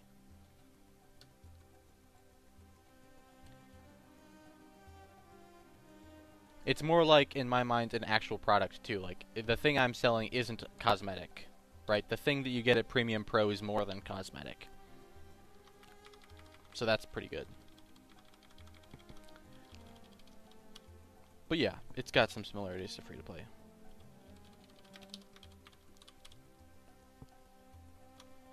Ta-da! Okay, so that's working. The gap buffer version is compiling. Let me pop back open the gap buffer file real quick and pull out its count new lines file or function. And let me switch over to... Whoops, not you, go away. Win32, you, yes, you. Compile, and we should get a conflict of names here. Wait, that's not what I expected. Get line index not found. Get line index. Oh shoot. Right, so that's a problem that we can deal with. Abstract get line index. Let's declare you in golden array real quick. Right there. Gotta figure out what I'm gonna do about that at some point. There we go. That's still not right. Buffer.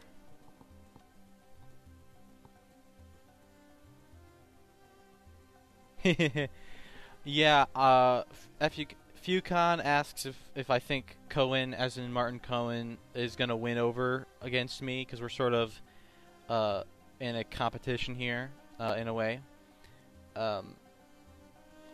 He is pretty clever, and he's got a lot of experience making these things. I'm not. He's more qualified than me in terms of the fact that he's been doing editors for 5 years. I've been programming for that long, but I haven't been doing editors all that time. This is the first big project of editor type. So he's got some qualifications I don't have. So there's a good chance he could win over me. I don't know why, but for some reason 4coder is really popular. So that's like the only advantage I have right now, and it might just be that it got out sooner. But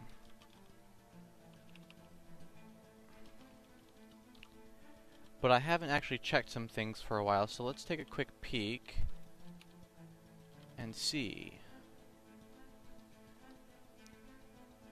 Yeah, it looks like 4coder is still a good deal more popular than Hail on Patreon too.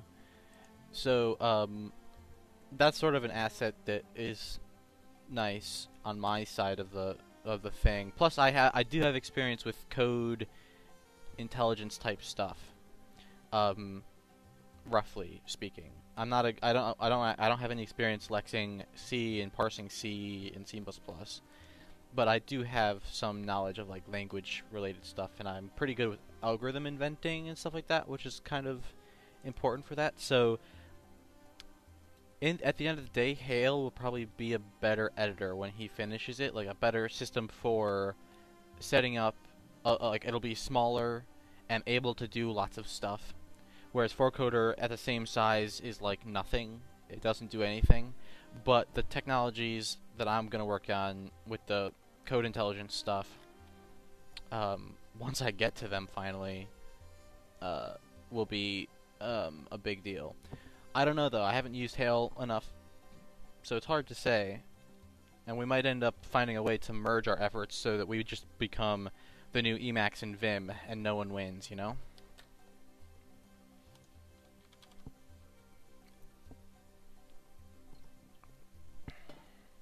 We've already merged our efforts in many ways. He gives me tips, I give him tips. Or more like he gets inspired by things. I don't know which things I'm doing will be good and which ones aren't, so he just sort of looks at what I'm doing and decides for himself which are good. Whereas he gives me tips outwardly. And we've discussed collaborating on like making some sort of code intelligence extension on Hail someday and stuff like that. So it's not a total competition, but I don't know. I don't know who would win.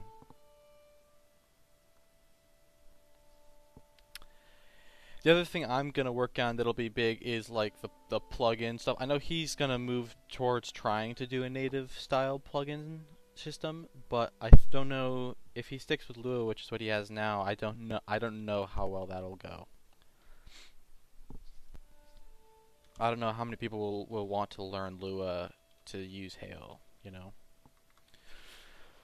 But it could be for a different crowd than what I'm working on. So, like I said, Vim and Emacs.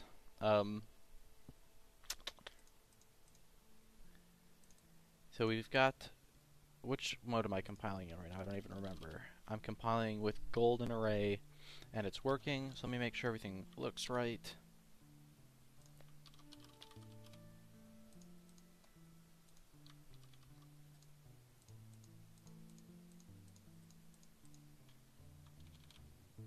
Looks pretty good. Looking pretty good. So that is still working. Let me switch to gap buffer. Okay. And then let me switch to the file view file. Take another look through measure starts stuffs. Because now we have get line index working, but I bet we don't have count. Well, no, we have count new lines working as a stream now. Alright. This is probably all out. Well, that's batch white space. I'm not going to do anything about that. Okay. So we kind of have that going. I could stream the widths now, and then I would be able to, like, get... I think once I can stream the widths and stuff, we'll be really getting along on this gap buffer scrolling, which is what I actually wanted to do for a while. So,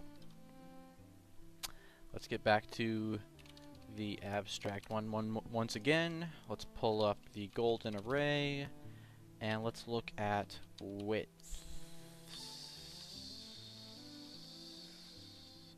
Yes, if we can remeasure the widths, that's all we have to be able to do. It turns out measuring widths is the same exact function. It can run right through there, so let's pop it in here, see if we can get it going.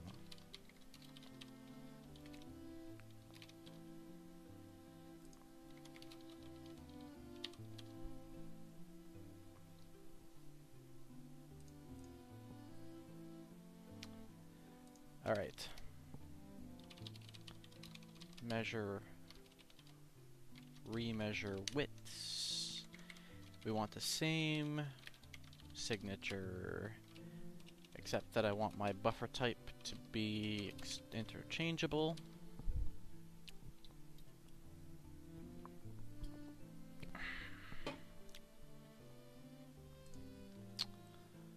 And then I grab a copy of all of this.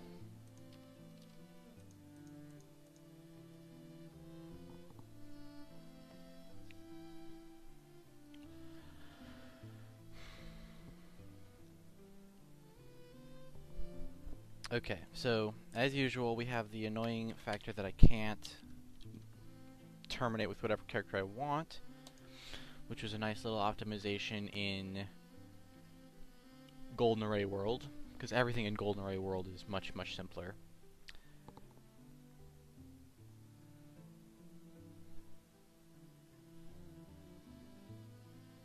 Fucon, you asks, what degree are you studying at UW? I'm not sure what you mean by UW, if that's an abbreviation for a school other than the one I go to. I'm University of Michigan, which is usually abbreviated UM. But if that's like an abbreviation for university or something, just in general, then it's correct. But I'm getting a Bachelor of Computer Science and Engineering degree. It's called Electrical Engineering Computer. There's a lot of different names that go around. So the department is Electrical Engineering and Computer Science, but the bachelor I'm getting is Computer Science and Engineering, I think is what it's called, CSE. Yeah, so that's the name of the degree, and with a focus on systems programming. So like next semester I start taking classes on how to make an operating system and a compiler and stuff like that. You know, so low level fun stuff that I like. Yep, no problem. Yeah, I think UW is Chronal Dragon. He goes to University of Washington, if I remember correctly. But yeah, that's my degree, and my focus on the computer system stuff is what I'm starting soon. I've only just declared at the beginning of this semester, so I haven't actually been able to start my focus yet. But this semester is my last semester of general stuff before I get to take a compiler class.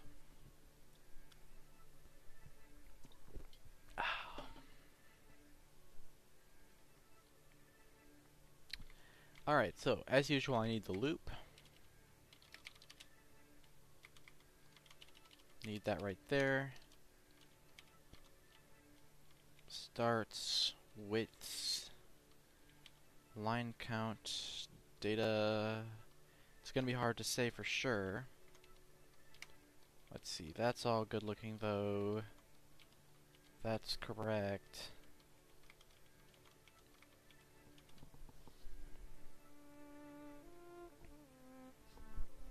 Shift the widths that are not getting affected. Do not do that. I equals line start, so start there. J equals start, okay. Shift line end again by the line shift amount, which is fine. But possibly where my bug comes from. I don't have an actual bug that like manifests, but I had like a thing where something didn't make sense but was working. Like every time I walked through it, it worked, but somehow it didn't. Like I just felt like maybe I was being stupid and I couldn't do the math right. But that might be because I'm adding one and then I'm adding the line shift. Maybe I want to subtract one. I'll look into that later. So while I is less than line end, that's counting the lines themselves. We want to assert that J equals, yep. Okay, so this loop will work out just fine. It's not too bad. We need, I need the loop somewhere here. There it is. There's one of the loops.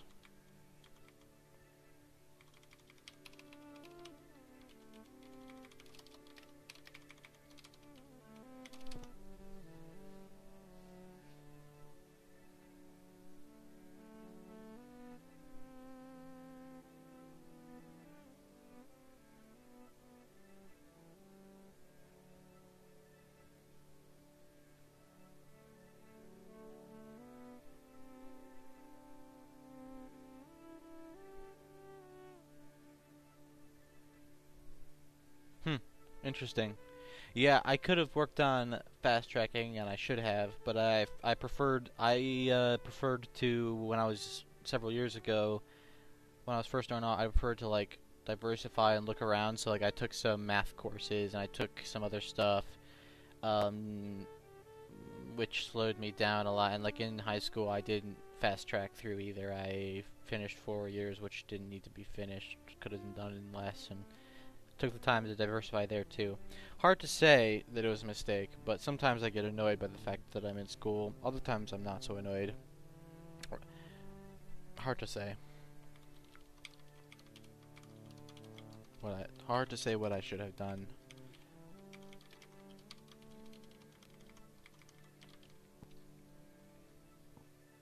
Alright, so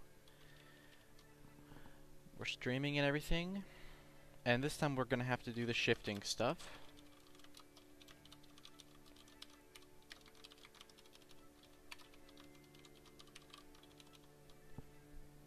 And is available as a name, so that's good.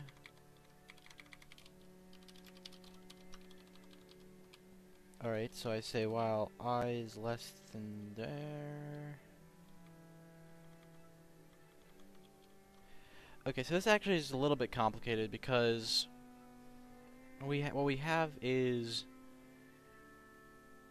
the loop that does iterating across the lines is on the outside. So like I have it all set up so that this will work, but only if the chunk never needs to change. Because it doesn't really watch that J stays correct, right? Right here, we're implementing this by just saying go. Yeah, so this has actually got to change a lot. So I hope I kept. Yeah, I did. Here's the original. We're gonna scrap it and see what we can do. So the idea will be actually to invert that. Say that we're gonna loop while J is less than end. So just keep on going forever across this chunk of data that we have.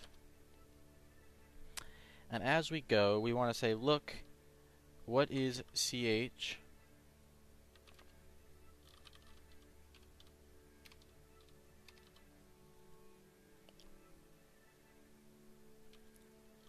And then it's like, okay, if CH is a new line, then let's talk about maybe incrementing I1.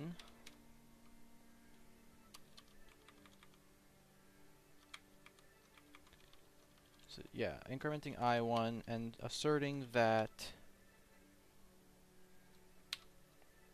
J plus 1 will equal starts I.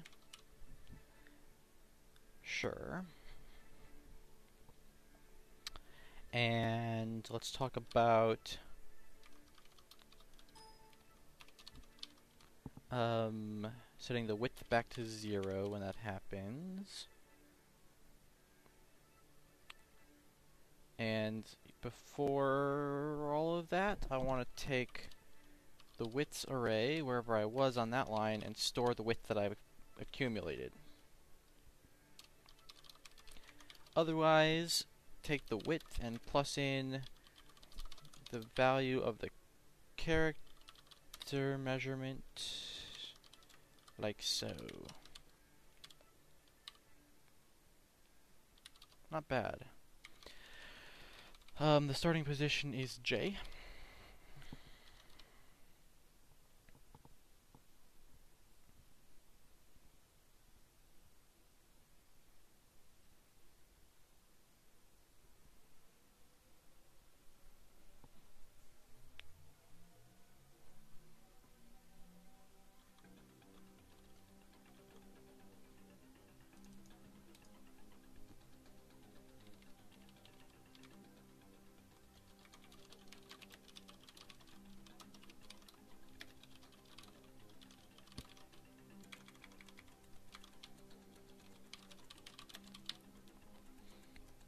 Okay, now the only problem is that we want to be able to get out in time. Like, this is just going to the end of the world, right? It's just looping all the way to the end. And to make it a proper remeasure, what I want to do is have a way to get out sooner. Now, if I was clever, I wouldn't have used size right here. I would have noticed that what I can do is look at the line end, which is, well, you don't want to do the one where j equals start line end. Ta-da. Problem solved. So it's more like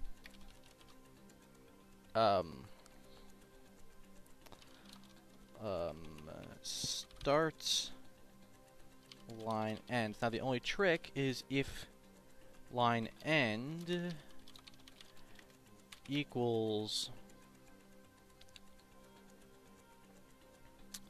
the line count.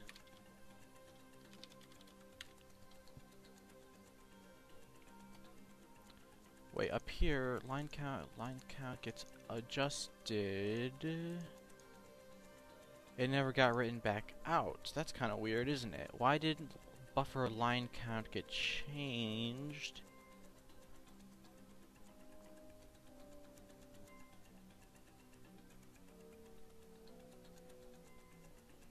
Oh, I guess remeasure width is after line count's already been fixed, and this is all baloney. Yeah, so you don't actually want to do that.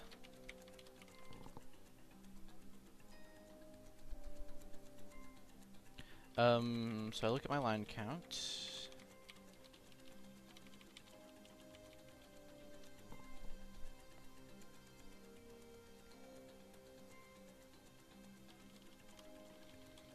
And say, if my end is the line count, then there's not necessarily anything there.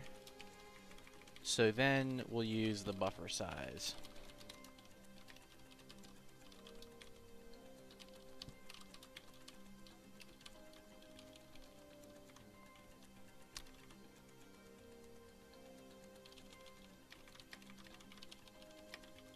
So that's good. And that'll make sure we end where we want to end, as long as the stream loop does what it's supposed to do. Alright, let's see if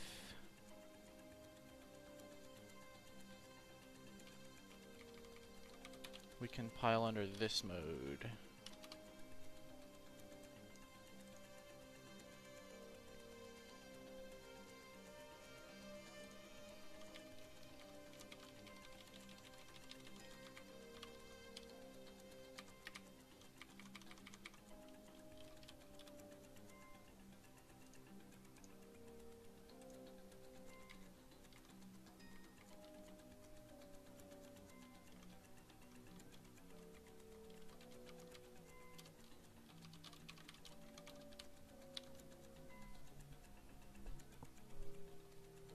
Alright, cool.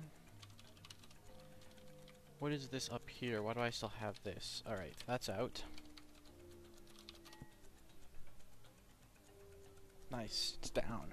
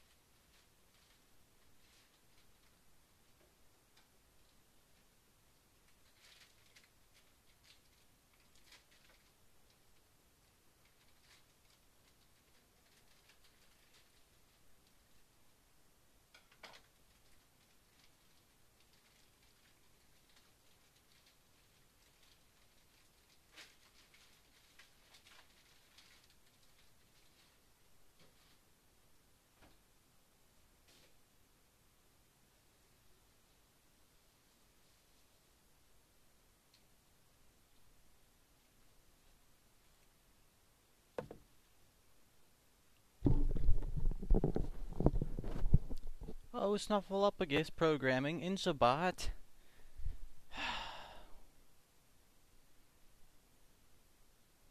Insobot, my Twitter name is Alan Webster 4th.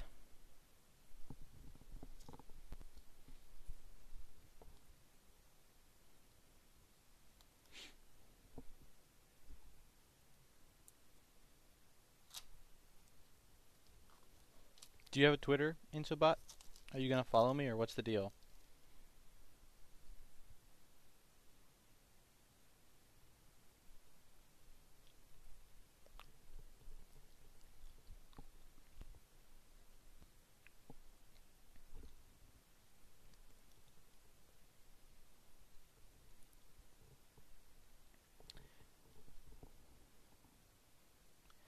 I sort of need to take a screenshot of that, actually.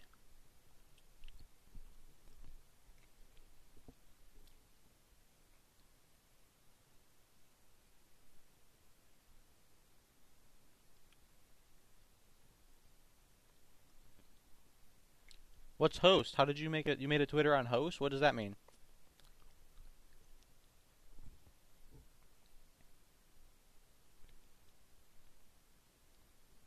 Is there an app called Host to make Twitter for you?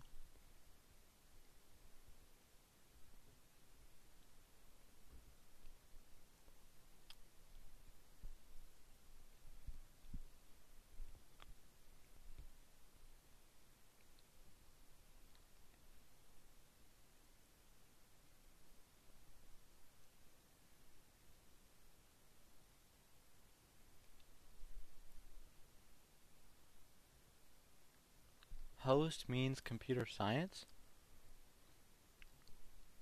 I don't know.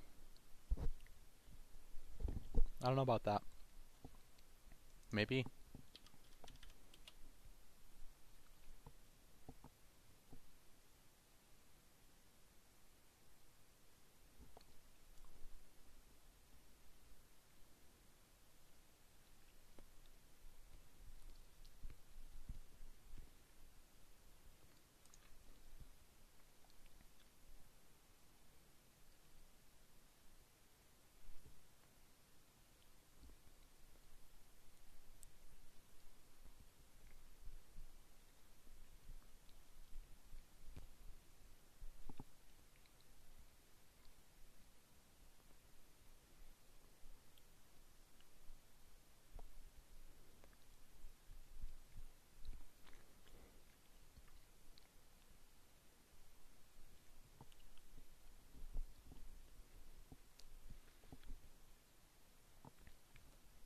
One does not simply maintain a sentient being, if you know what I mean. So, not sure what you're talking about.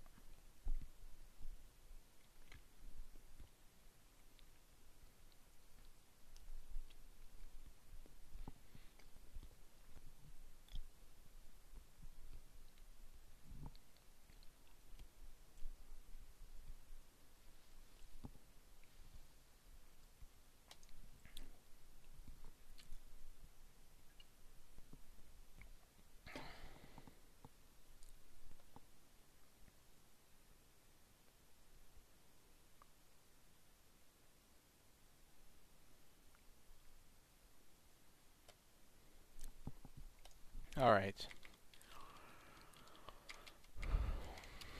So,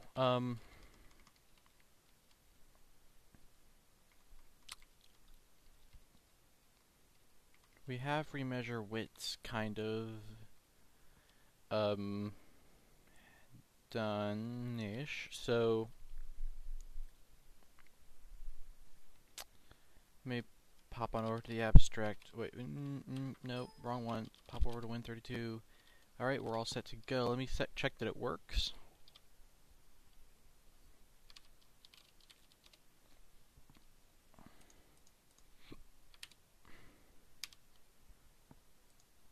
Uh-huh. That seems pretty much like it works.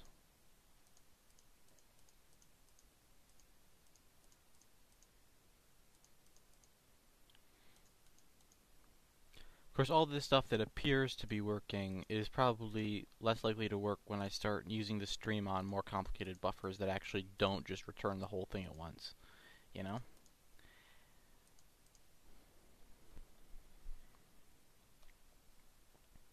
And I bet I still show the null terminator with this new renderer, don't I?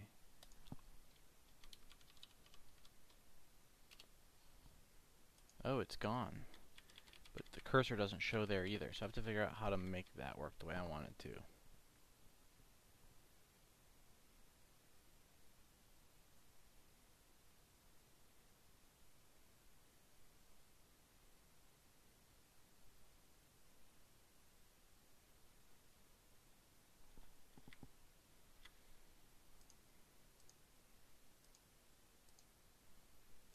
Alright, so I'm gonna call it basically working though. Well, I mean, it is remeasure widths. So let me see if I change a width here and there, if we get any good action. Looks pretty good. I like the look of that action.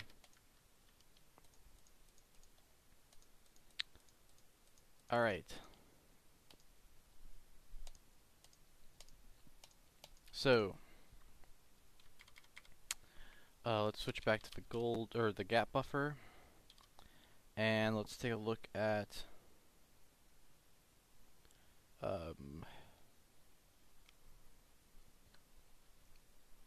man, almost done. My stream is almost done, folks. We're gonna try to see if we can get the gap buffer scrolling in the next few minutes.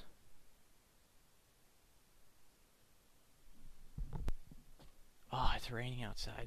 Well, oh well. Didn't notice that. I wonder if it's been raining all day. Okay, so we want to see if the gap buffer is ready to go. So, measure starts.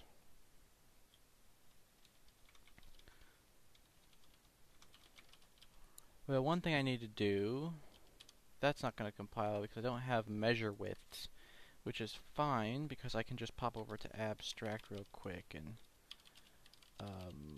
golden array and get that fixed. So we don't need you, and you can pop over here underneath remeasure widths like so, and we'll just make you abstract with the buffer type thing that we do.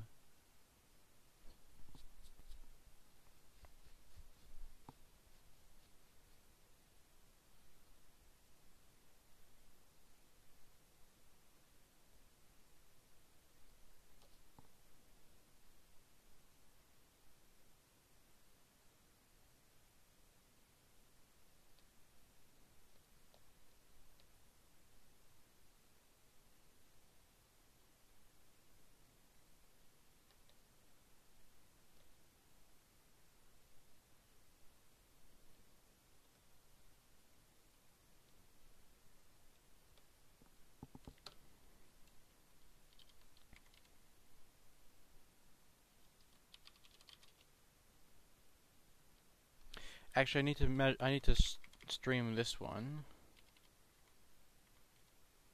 Yeah, I have to stream these two to actually finish, or I have to make this one abstract and I have to stream this one. This one I can make abstract in like no time, just like I did with getLineIndex. That's just a matter of popping it right there, and actually it doesn't even know about the buffer. So that's like it. It's done. That's abstract now, and then I just need to stream this one. And we can get the scrolling working.